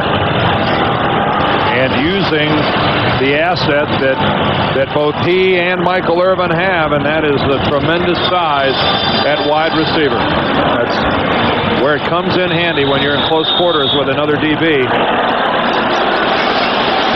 Having it and using it. They can do both. Lynn Elliott, the rookie out of Texas Tech, bounces one to Sanders at the 2-yard line. Dion comes flying up the middle, loses the football. Dallas has it again. Thomas Everett is the guy who recovers it. And Tommy Agee is the man who dislodged it.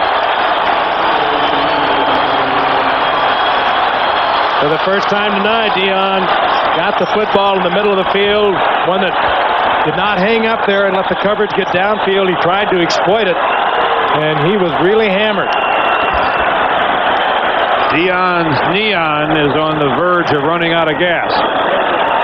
He's trying. It's a good effort right up the middle. He takes to the air here, and before he even gets up off the ground, the ball comes out. His own man really dislodged it. And Tommy Agee was the closest Cowboy to him. At the 29 now, Emmitt Smith swings to the outside. Picks up 3, still going! Emmitt Smith doing a Barry Sanders imitation. Touchdown. And Deion Sanders hits him late and knocks him down, but it's a touchdown. I'll tell you what, he looks like he might be hurt too. He's under the stand. Rolled under the stands. We're going to have to scrape him out. Oh, there he is. I'll tell you, whether he got into the end zone or not, he deserves it. Well, what an effort. Whether he got in or not, he's got it. He's going to keep it. Keeps the ball. That was beautiful. What an effort. Reminiscent of a run we saw early in the year by Barry Sanders, where he was hit, stopped. Look at this. Look at the number of hits he takes, but nobody from the Falcons wraps up. I'll tell you, their leading tackler, Jesse Tuggle, had his arms wrapped around him, and he still was able to spin and twist out. Lynn Elliott for the point after, and so a 10-point halftime lead in 3 minutes and 35 seconds has been extended to a 24-point margin. E. Smith. There's Tuggle. Well, at least we see Dion return another kickoff. He'll be exhausted when the night's over. FC West champion Niners have announced the return to action of Joe Montana. They'll meet Detroit next week on the Monday Night Football season finale. You know, a lot of times you ask, how much can a player bench press? Well, take a look at this. More importantly, he dropped that too. That's Dion coming off the field after the fumble, and then watching the touchdown by Emmitt Smith. And the score is 34-10. And Lynn Elliott sends this one off Sanders' hand and out of the end zone for a touchback. And now you've got a scrap. We've got a fight down here. Is that Vincent Smith? That's Vincent Smith. Yep. And you got Chuck Smith down there as well. This brought out a flag.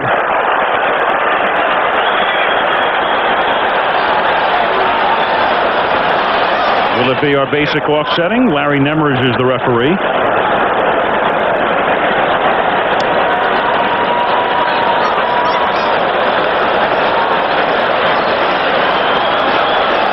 Well, Jimmy Johnson watching his team respond after last week's agonizing defeat. The call is against the Cowboys.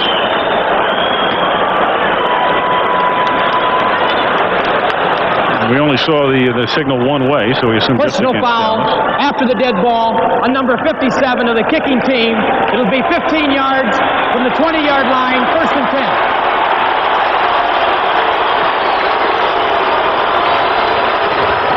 So Vincent Smith and Jimmy Johnson wants to know why you don't have offsetting here.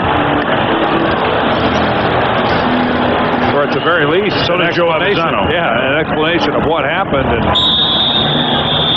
now this is a point in time where, needless to say, they're leading by 24 points.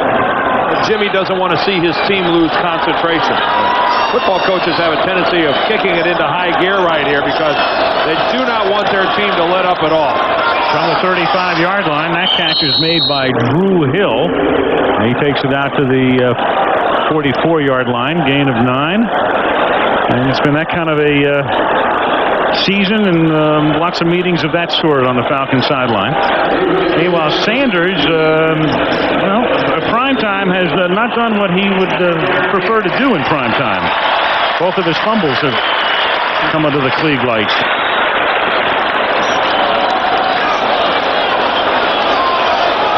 Second and 1 at the 44 is Wade Wilson. Throws, and that catch is made by Haynes. And he takes it to the 41 of Dallas. Michael Haynes has a first down. Yeah, still Andre Rison has yet to see his first reception. He hasn't got one, has he? No, and then there's Andre, who I saw before the game. He's going around humming, the Monday Night Open theme. He loves playing on Monday night, but he's been blank tonight. He's ready for some football.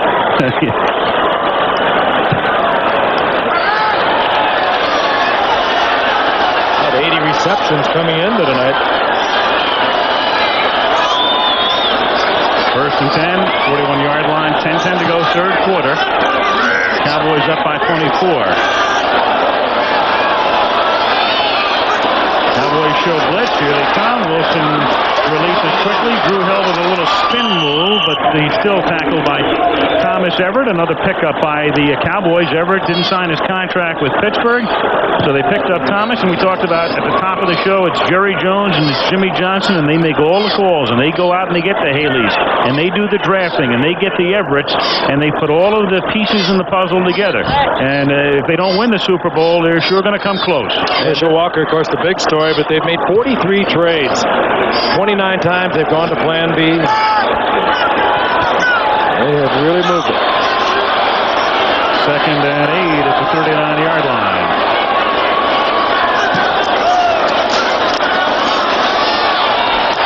And Wilson, there's Rising first opportunity tonight, and that one is dropped.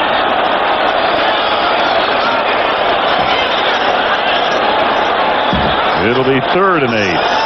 He gets an earful from rookie Kevin Smith, the Cowboys' #1 draft choice this year. It's easy to talk when you're up by 24 points. When you're down by 24, you immediately become a much better listener. You really get lockjaw quickly, don't you? You don't have much to say because the other team has the ultimate comment. Look at the scoreboard. And in the shadows there is Jerry Jones. And he and Jimmy Johnson, as many of you know the story, they were teammates at the University of Arkansas. Jerry made his money in oil. They mused about owning and coaching a team together one day. Third down and 8. And there's Andre Rison making the catch, but losing the ball. Did he get it back is the question at the 36-yard line. Who's got it? Looked like one of the Falcons' offensive linemen covered it up. And he did. Kenneth Gant is the guy who dislodged it. Yep, making something happen once again. Looks like maybe Houston Hoover has it down there. Yeah, that's who it is, number 69. He swept it up. He certainly did. You cannot draw me into this, Al. I refuse. Too early. It is way too early. There is Rison trying to make something happen, and that's where more often than not you'll see somebody fumble. Is that they're just giving a second effort, and it has not worked out for the Falcons this season or tonight. And they have to go for it. You're down by 24. It's 4th and 5 at the 36-yard line. And Wilson hits Pritchard at the 29-yard line, and that is a first down. Larry Brown with the coverage. A good sharp throw by Wade Wilson. He has really thrown the ball well tonight. It's unfortunate that the scoreboard doesn't reflect how well Wade Wilson has played quarterback this evening. A good read on the part of Wilson too, Dan. He picks up the single coverage. The The roll was to the left side of the field, and Wilson with a good read gets to completion. Throws it back to the inside, right on the shoulder pad. Good velocity. Excellent throw. Wade Wilson.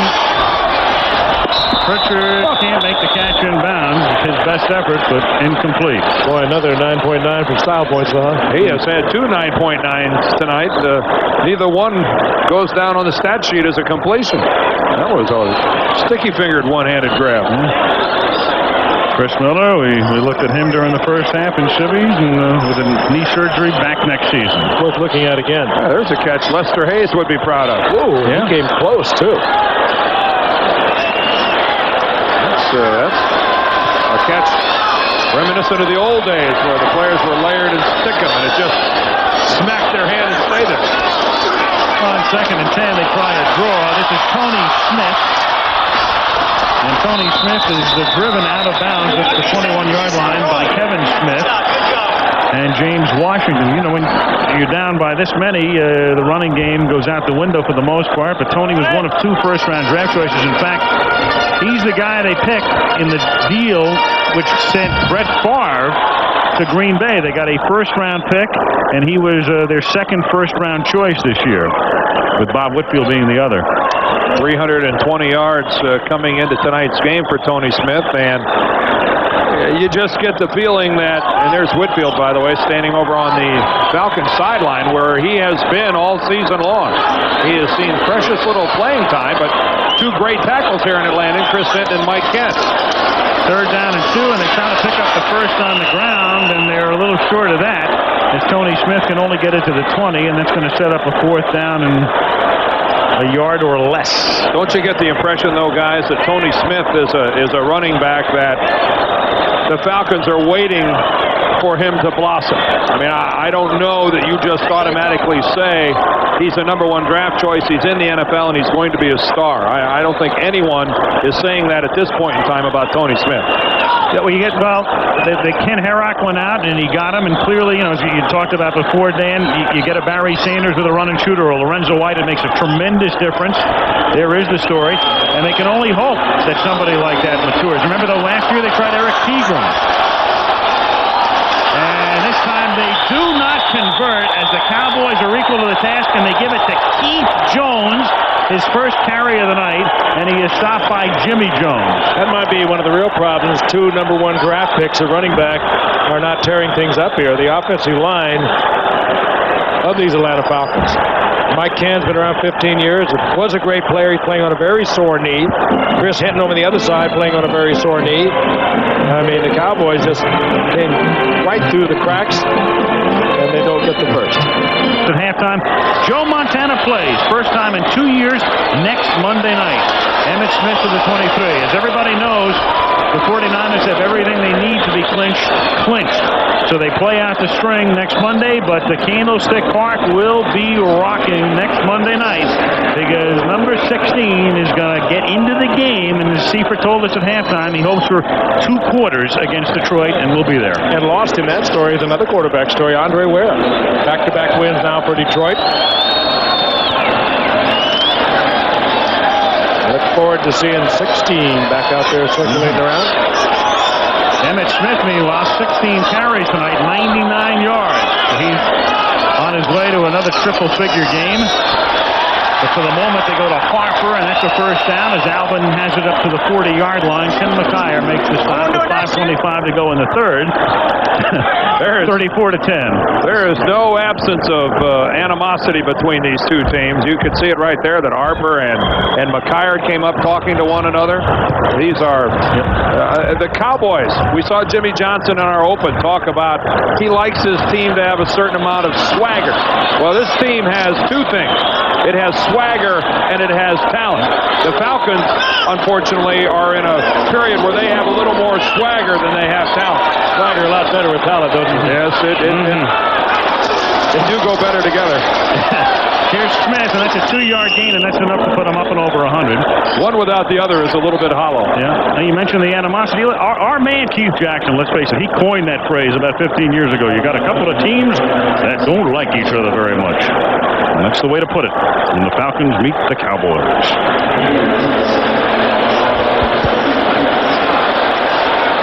What did he say about the big uglies? He said they were in the trenches. That's right. That's where you played. I know one of his phrases that won't get used tonight. What's that? A real barn burner. Burned to the ground. Took a cornfield with it. Sure did. 2nd and 8 at the 42-yard line. Emmitt Smith, up to the 45-yard line. Lost his footing. Lost it. He little stutter step. He would have picked up at least 10 or 15 on that. Now look at this. Just a little quick stutter. And bang. The shoe adheres to the surface. Ron pushes the surface, and down he goes. Jesse Tuggle got the tap Emmitt Smith while he was down, so he gets credit for an unassisted tackle. They give him about 20 every time he has one. That's the easiest unassisted tackle anyone will ever have on Emmitt Smith. 3rd and 4 at the 46-yard line. 3:25 left in the 3rd. Emmitt. Slippery, and he gets knocked down from behind. Darian Connor, who was already into the backfield, knocks him down, and that will create a rare Dallas punt. They have scored on how many consecutive possessions? 6? Yes, a rare punt indeed. Prior to tonight, Deion's Jerry Glanville telling us that they had only given up, one touchdown in 14 quarters defensively. Anchor the benches if Deion doesn't do much with this. Yeah. Well, Houston Hoover, the guard, sitting on one. I know Deion's not going to get that one off the ground. Short hop by Saxon, a nice pickup and a good kick under the circumstances. Flag is down. That's a 48-yard punt, taking it to 5. And Sanders is out of bounds at the 14-yard line. Charles Washington came flying in, and there were 2 flags. Mike Saxon paid the price. And this one could very well wind up in Dallas's possession as Bobby April. It will, even running. Holding against Dallas.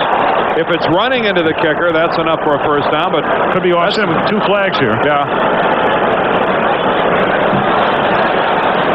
Joe Avisano, the special teams coach for Dallas. 70, offense, holding, roughing the kicker. The penalty's offset. Replay 4th down. Charles Washington was the Falcon defensive back that tagged Saxon. Dale Hellestrey was the snapper. And he's also the one that was flagged for holding. So they'll put it back at the 47-yard line. Deion will have a chance to work his magic again. Bobby April, one of the more animated and energetic special teams coaches in the National Football League, has not had a lot to get excited about tonight.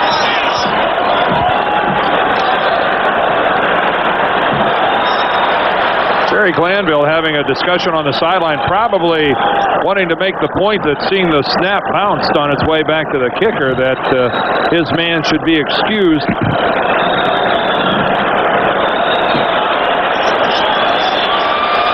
Jerry Glanville started out of this game as a special teams coach.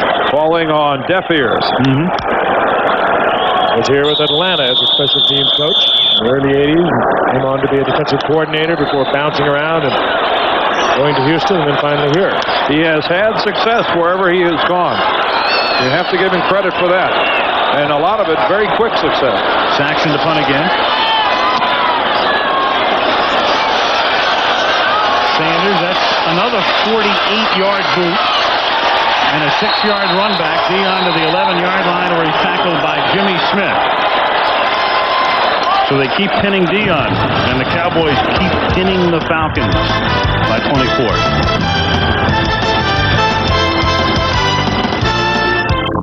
We have 2:17 left in the 3rd quarter at the Georgia Dome. Al Michaels, Frank Gifford, and Dan Dierdorf. The Dallas Cowboys trying to wrap it up in the NFC East, and they'll do it with a victory, and they lead by 24.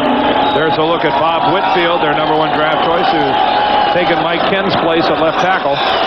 First down Falcons from the 11-yard line as Wade Wilson guns one perfectly into the arms of Pritchard up at the 33-yard line for a gain of 22 and a first down. Pritchard has had a big night tonight. The 2 circus catches that end up being out of bounds, they don't count for anything, but he not only has caught the ball well, but he's taken some big shots after the reception and held on well. That's his 7th catch of the evening for 74 yards, and they've not been easy. Maybe his success probably is why we have not seen a whole lot of Andre Rison. I think they're taking him away and giving the single coverage to Pritchard, although that was zone and he just hooked up in the right position. From the 33, under pressure, they set up a screen. This is Keith Jones, and he's close to a first down. Tackle near the 43-yard line. Appears to be a little short of it. 1:20 to go in the third. Good read that time by Wade Wilson. Kenny Gant coming on the blitz, and Wade gives just enough ground to allow Jones to get out there and dumps him the ball. I've been impressed with Wade Wilson's work tonight. It's not like he's some rookie that we don't think can play in this league. He's been doing this for a long time, but those are respectable numbers. In fact, they're well better than respectable, 22 of 30. Second and 1 at the 43-yard line as Wilson goes back and fires an out that's caught by Hill. He brings it in at the 37-yard line. Drew Hill.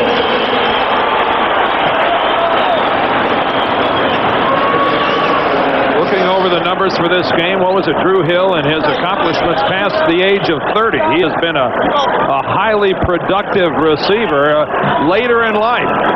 And this is an illustration of why. Look at the work in getting the right foot down in time. And they set up another screen to Jones, but this time it is sniffed out perfectly by Woodson. Loss of 2.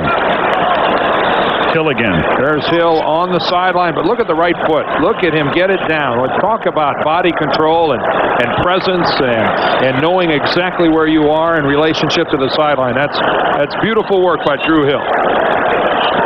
Hill is a guy, as Nemmers throws a flag Too many here. men on the field, on the defensive team, 5 yards, repeat first down.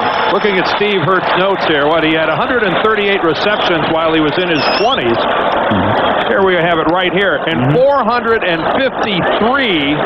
when he's in his 30s. Now, a football player's life, you have many more years in your 20s than you do in your 30s. And that is talk about a late bloomer. Those early years with the Rams, it changed a little when you get into that run and shoot offense of Houston and now Atlanta. First and 5, and this is Pritchard making the catch, and that should be a first down, and it will also be the end of the quarter. Will somebody make it? No, the back judge says incomplete. Take another look here. On a first and 5.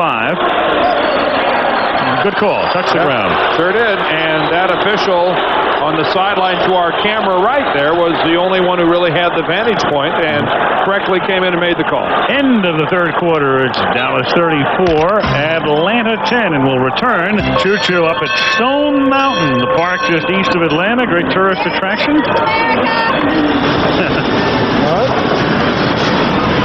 Didn't quite catch that. What'd she say? Good morning, America?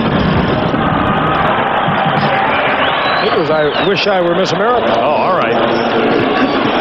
We start the fourth quarter. It's second down and 5.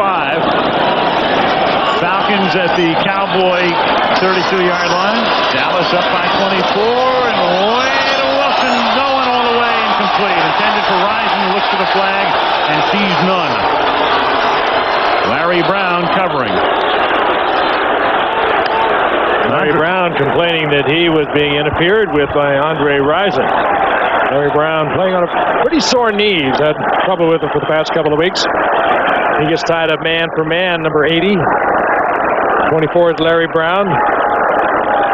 Larry Brown saying he was pushed off, but he was. That's just standard fare in the NFL. There will always be hand fighting between receiver and defensive back. Third and 5 at the 32-yard line. Look out. Wilson sacked at the 38. Leon Lett. And that's the first sack tonight for the Cowboys. Leon came into the game tonight with 2.5 sacks.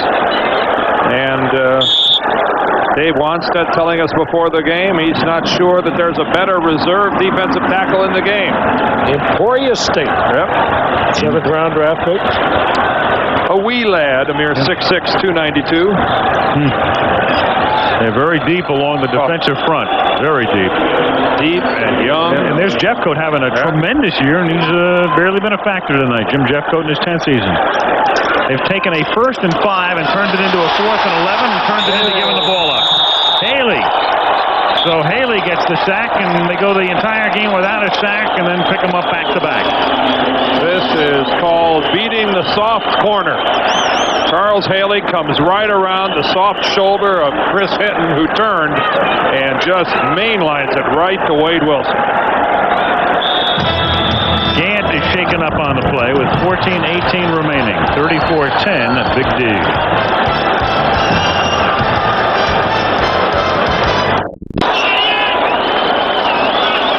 Dallas takes over at the 47, 1st and 10. Aikman pump fake. Aikman going deep for Harper. Incomplete. Tim McKyer covering on the play. And good coverage it was, too. McKyer playing it absolutely perfect. No lack of shyness on the part of the Dallas Cowboys. A 34-10 lead on 1st down. Go ahead and put it up in the air like that. Well, just thinking the same thing. Hey, well, one thing about Jerry Glanville, you have to say, he asks for none, and he gives none. And he's taken his fair share of whippings and has said nothing about it, and doesn't like it when other coaches complain when he first one. 2nd and 10, Emmett Smith. Emmett Smith inside the 30 to the 29-yard line. He's tackled by Deion Sanders. So another tremendous night for Smith and a forgettable night for Neon. Florida and Florida State getting it on. Watch him cover up the football. He knows he's in traffic. Deion trying to pull it out. He did. He got his hand on the ball. He got that left one in there. Emmett Smith does not surrender that ball lightly. Emmett Smith, that 17th touchdown coming tonight, breaking Dan Reeves' mark. The current Bronco coach setting it 26 seasons ago. Emmett again. Oh, he's fun to watch. To everybody but Atlanta. Touchdown. There's number 18. You're seeing some great running, and you're seeing some horrific tackling.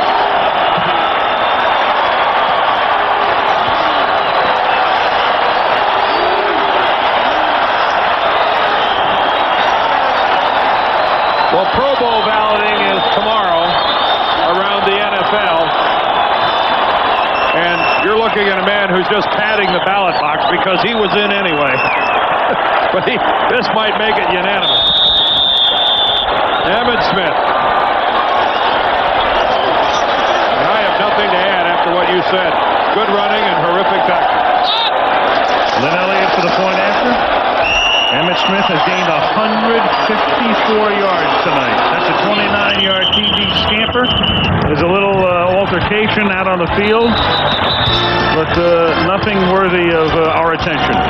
41-10, Dallas. The last time we were here, 49ers beat them 41-3. And we were here for that. Yeah, and we're here tonight, and it's 41-10. Yep. Well, as Dan pointed out, Atlanta giving up an average of 4.8 yards per rush. And an average of 40-plus points per game when we're here. Atlanta, they've been the kings of the blowout this year. Both ways. Yeah, they won games by 34 and 28, and they've lost games by 39, 38, 27, and whatever they lose by tonight. Not very consistent. Is that what you're trying to say? Yeah. But it's kind of consistent with Monday Night Football this year. I mean, it's kind of crazy the way it's worked out. The margin of victory in our Monday night games, I don't have to tell fans of this package, has been huge. The hugest, in fact, in the history of the package. And we go back 23 years and more. There's Vice Sikahema's alter ego, I suppose. trying to punch out the goalpost. But the margin of victory on a Monday night game this year has been 16.7 points. Wow. Good matchup. I mean, they've been teams that, when you look at it going in, you're saying this is good stuff. Yeah. Falcons last year in the playoffs. The Lions last year in the playoffs. Well, give me the hype award or whatever. I mean, next week we have a game that really means nothing in the standings, but I'm telling you, I cannot wait to be in Candlestick Park when Joe Montana comes back out onto the field.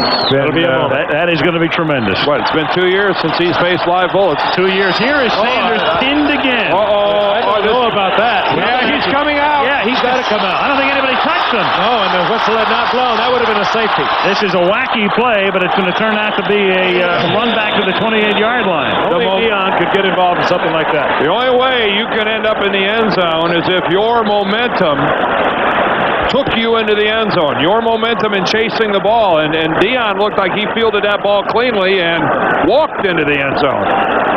Jimmy Johnson yelling, "Where is the whistle?" That momentum, they would not say that carried him in there. He kneels down. Well, that was not close. been touched. No whistle is blown. And he looks up, sees the official looking at him. And he says, "Hey, I better get out of here, babe." That was a real gray area. I mean, Dion was running backwards. He was running backwards to get the football. Jimmy's got a good point. I mean, they would have blown a whistle right there had his momentum carried him into the end zone. And when he knelt down. But he didn't hear the whistle. That's heads up. But let me pose this question. When you take a knee in the end zone, are you not surrendering? I mean, you are seeking protection, and you are ending the play when you take a knee in the end zone. I don't know. That should have been the end of the play either way. I don't know. The quarterback anymore isn't allowed to come back and take a knee and then come back up and throw the football. I was trying to say, I don't know if there's a clause in there or not. I think Jimmy Johnson has an excellent point. We're going to go to the rule book on this, because if you take it back and then put your knee down, as opposed to just putting a knee down under any circumstances. I mean, the whole purpose of putting your knee down in the end zone is you're seeking protection. Exactly. Here's Risen, and he needs protection and doesn't get any from Larry Brown. I mean, if you allow a player to take a knee in the end zone and then come back out of the end zone, what's the purpose of taking a knee in the end zone? Sure. And there is a fully involved coach. And I think it might change when you carry the ball into the end zone on your own. Right. All right, we're leafing through the book. Jerry Seaman, if you're watching, give us a call. Don't make it collect. The NFL's director of officiating. Here's Keith Jones taking his way out to, or making his way out to the 37-yard line. It'll be 3rd and 1 with about 12:10 to play. And Dallas comfortably in front, 41-10. 3rd and 1.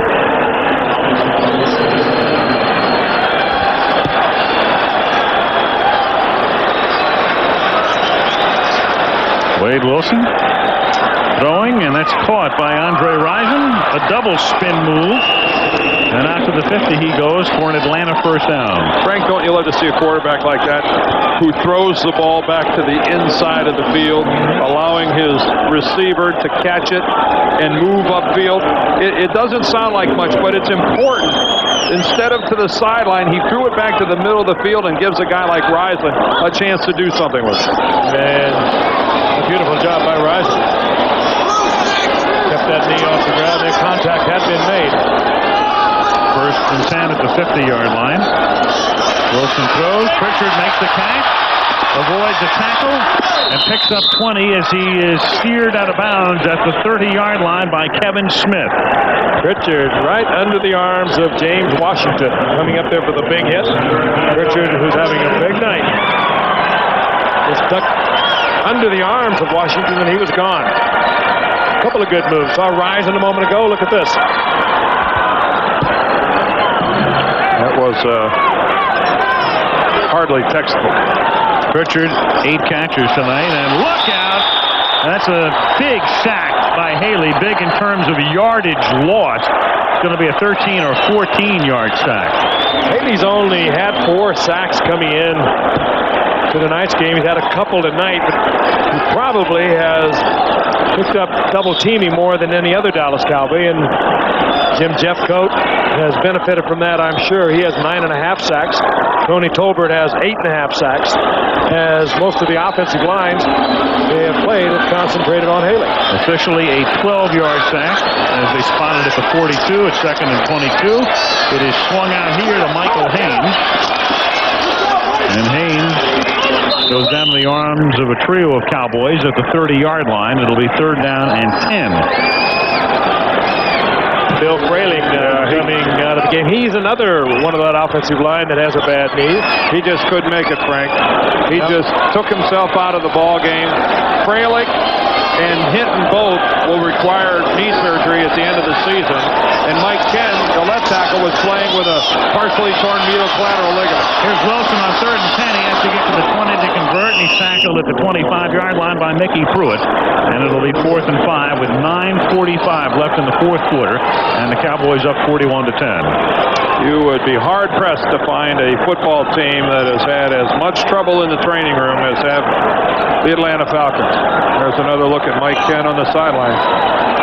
We talked about the 3 defensive ends that they've lost, but we just now have got around to talking about an offensive line that's been very affected by the injury. 4th and 5, and they convert here as Pritchard makes his 9th catch of the game. Good for a 1st down. Takes it to the Dallas 14, tackled by Robert Williams. Bill Frayling. A lot of excellent offensive line. And when you consider that Frayling, Hinton, and Ken all on the same team, you can see why this club, this franchise has had a lot of offensive success in the past. I mean, that's better than most. This is Keith Jones for a gain of 4. To the 10 he goes. 2nd and 6. So the Falcons on their way to going 6 up and 9 down, and they will close the season in Anaheim next week. Johnson's Cowboys go home and close against the Bears in what will be Mike Singletary's final game. 2nd and 6. And Wilson guns it into the end zone, incomplete. Intended for Pritchard. From just about this area where the Falcons have had a great deal of trouble this year getting the ball into the end zone. Conversely, the Cowboys, when they get down around the 10, inside the 10, they get it into the end zone over 80% of the time that they're down there. 3rd down and 6. A lot of it, I think, goes with the run and shoot. We've talked about it so many times before. You don't have the benefit tied in.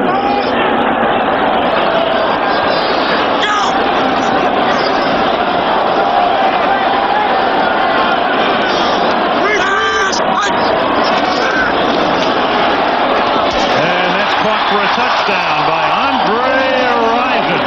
Boy, and Wade Wilson took the blitz right in the face and paid it and got the touchdown as a result, but he saw it coming from the left side, and he took a big-time hit. Great move by Rison, too, against Larry Brown. Let's take a look at this Jeffcoat, I believe. The blitz came to the inside. Woodson came and was picked up by Whitfield, the left tackle, and boy, that's very indicative of the type of night and reflective of the night had by Wade Wilson. He has thrown the ball really well. Price you pay, though, when you blitz. You're going to get single coverage out there. Larry Brown linked up with Andre Rison. It was no contest. Wilson paid the price, but Rison was there for him. Norm Johnson for the point after.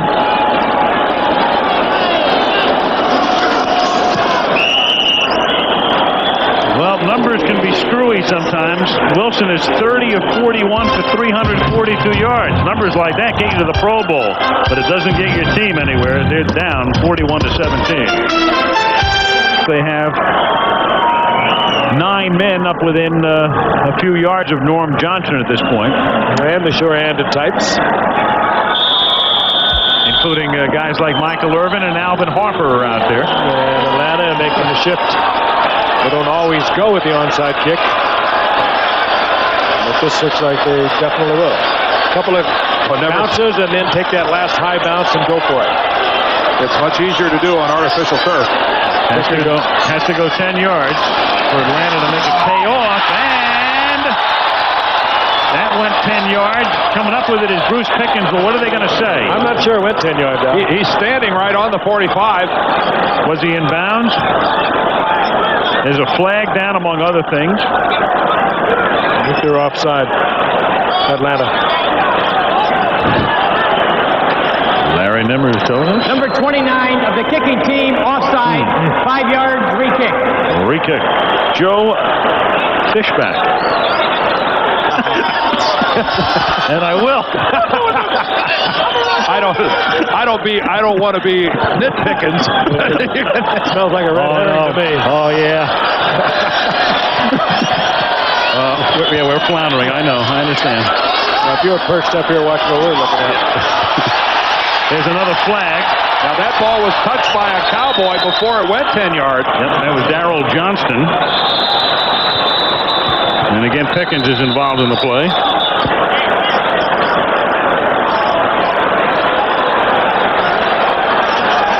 If a Cowboy comes up and touches the ball before it goes 10 yards, it's a free ball. Exactly. They don't handle it. That should be a free ball. I would think that would be Atlanta's ball. I think Darrell Johnston comes up. See, there's Johnston. No he chooses to touch the ball before it goes 10. If Atlanta recovers the ball, that's got to be theirs. Mm-hmm.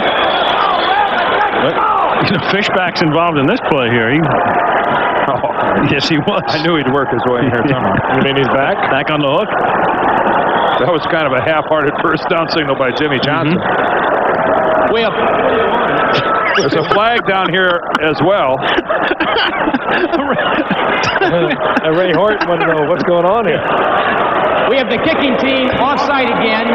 It's the second kickoff in a row, but the ball was legally touched by the receiving team, so we'll penalize the kicking team 5 yards and re-kick. That would have been Atlanta's ball had they not been offside. Exactly. That's But they committed. They've got me to the point I don't care who gets it. Somebody get it. Come on, guys. Kickoff ready. Fisher cuts 8 here. Let's go. All right. Johnson just can't be done. He kicks it out of bounds. Yeah, This might be the worst series of kickoffs this league has seen in a long time, coupled with some of the worst announcing of all time.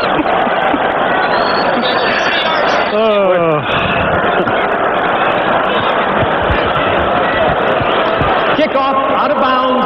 The ball will be put in play 30 yards from the free kick line. 1st and 10 for Dallas. Thank you. Oh, boy, thank you. Ready for some football? When's it going to start? Yeah. I think they've just invoked the mercy rule here. Dallas has it at the 45, and we have 7:56 remaining. Believe it or not, 41-17, Cowboys. Candlestick Park in San Francisco. 49ers on their way, of course, to home field advantage. They hope another Super Bowl title. Steve Young, tremendous year. If you missed it at halftime, George Seifert telling us Young's going to play, but he wants to get Montana in for 2 quarters, roughly 2 quarters, next Monday. Sanders and the Lions against San Francisco, Monday Night Football. 1st and 10, Dallas at the 45-yard line. And Emmitt Smith picks up 5. That's 159 yards. You know, Dan, let's go back. We talked about the Deion Sanders play before, and we were looking for clarification in the rule book, and we're going to cue it up here. Here's the play again. Sanders goes back, fields the ball, and voluntarily takes it into the end zone, and then takes the knee. And that is accurate, as we called it at the time. If you surrender yourself in the end zone, if you seek the protection of taking a knee, the play should have been over right there. That should have been a safety on the Atlanta Falcons. Deion sought the protection of the end zone by taking a knee. He stopped play and then came out. And Jimmy Johnson, who was very animated on the Dallas sideline, was certainly justified in doing so. 2nd and 5. That would have been the 5th way that Deion Sanders has scored, right? I didn't think about that. That's right. Yeah, Punt return, kickoff return, interception, and a reception. He hasn't rushed for a touchdown yet. He hasn't run a fumble in for a TD yet, nor has he, I believe, had a safety. Given up a safety. That's a deduction, guys. That has a minus sign in front of it. Yep. Emmitt Smith tonight. Now, how does he stand as he seeks his second consecutive rushing title up to this very second? Barry Foster has the lead, but Emmitt is right there on his tail, and then you've got Thomas and Sanders and the rest. 18 more yards to catch Barry Foster, and each has one full game to play. And coming into tonight, it looked like Foster had a very comfortable lead. 3rd and 3. Here's Smith. But here's the thing, too. Next to it'll be an interesting thing. Because why play Emmitt Smith next? Well, yeah, the Dallas has the luxury of playing their guys and just keeping them a little sharp, knowing they're going to have the week off. Pittsburgh, meanwhile, even though they've clinched the division, might be in a situation where they have to win that game against Cleveland to get that bye week, and it's a 1 o'clock game. They're not going to know what's happened, so it's an important game for Pittsburgh to win. Foster's going to see a lot of action. And yeah, Barry was shaken up yesterday, too. He was taken off the field and taken in for x-rays. And conversely, Dallas is playing Chicago, who's already out of the playoffs. The game affects no one at all, so they really have no pressure to even put up a good game. Yep. And Dallas plays a late game, so they're going to actually know in Dallas how many yards Foster will wind up with. As Emmitt Smith works his way to the 35-yard line, he is stopped there by Jesse Solomon. Well, I would have to say at this stage of the ball game, this is just a concerted effort by Jimmy Johnson to get Emmitt Smith the title, and I think he's going to go out of the game. Enough is enough. The franchise doesn't need to be in the ball game beyond this stage in a 41-17 contest. And most of those who've remained are Cowboy fans, unless he gets a big ovation. I think you touched on it, Dan. I think they're well aware that he is within that area and certainly contending for another rushing championship, depending on what Barry Foster, of course, does next week. He's only 5 yards off of Barry Foster now. 2nd and 1. And that's not Herschel Walker. That's Tommy Agee. Tommy Agee, and letting you know that Herschel's number didn't get retired. Emmitt Smith, his season high had been 163 against the Eagles. Tonight he goes 174, scores twice, both on 29-yard runs. And he and Foster head-to-head, and here it is up to date with 1 week to go. Foster leading Smith by 5. What a great year Foster's had under Ron Earhart's offense. Steelers really roaring back this year. 1st and 10 Dallas at the 33 under 4 minutes to go. 41-17 Cowboys. And here's a look at Curvin Richards, the backup to Emmitt Smith, to the 31-yard line.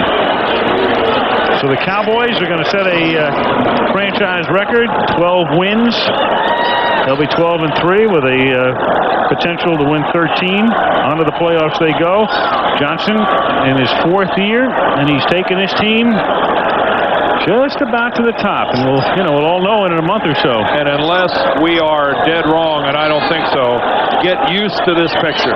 The Dallas Cowboys give every indication of being a franchise that is going to be doing this to people for a long time to come. This is the youngest team in the game. This is a little over 26 years average. Curvin Richards again on 2nd and long to the 29-yard line. You don't want to hang the dynasty label on a team that hasn't done anything yet, and the Cowboys haven't done anything yet. Yep. But this team will win for a long time to come. I don't see anything that could bring this team down in the near future. There are 2 D words that teams don't want to use. One is dynasty, and the other is totally at the other end of the spectrum, disarray. And stereo. That's right. Well, you have to accomplish something before people should even toss the word dynasty around, and that's something you have to keep in mind with this ball club. They had playoff experience last year. They want to take it to that next level. They're aggressive, hard-working, talented, and well-coached. 3rd and 7. Other than that, they don't have a lot going for them. Yeah. And meanwhile, the Atlanta Falcons, they're going to have to regroup, an injury-racked season, but they're going to be a mystery when next season begins. Jerry Glanville and company on their way to going 6-9. 2-minute warning from the Georgia Dome.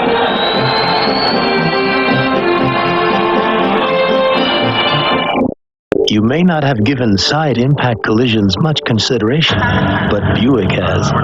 You may not know that by the year 1997, all cars will be required to meet the U.S. government's side impact safety standard, or that the Buick Regal sedan meets this standard today, 4 years in advance.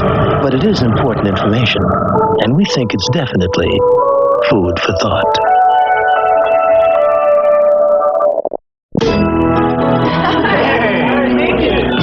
Party's getting off to a good start. Hold on, I got a surprise. Ooh, champagne. You're close. Taste it. The color's beautiful. Oh, this is great. Was this new? Yeah, it's Blanc de Noir. It's what? Blanc de Noir. Oh, that's easy for you to say. I've never had a champagne like it. That's the surprise. Blanc de Noir, a wonderful new taste from Tots. Blanc de Noir. There's no champagne quite like it.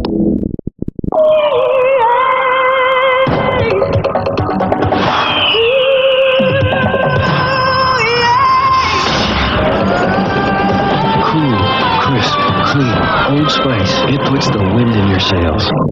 Damn it, Don, we're getting in awful deep. Trespass is compelling with fast-paced action. You come any closer, he's a dead man! It's all about survival. It's all about gold. Trespass, rated R, starts Friday at theaters everywhere.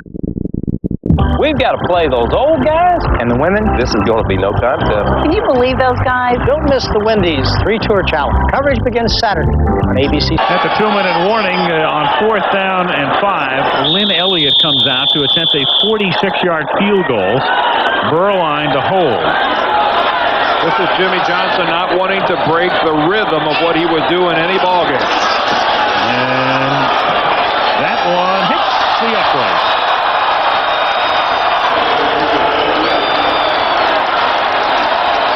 So Elliott misses, and Atlanta takes over. And we have 1:53 remaining, and the Cowboys are that much time away from the NFC East title.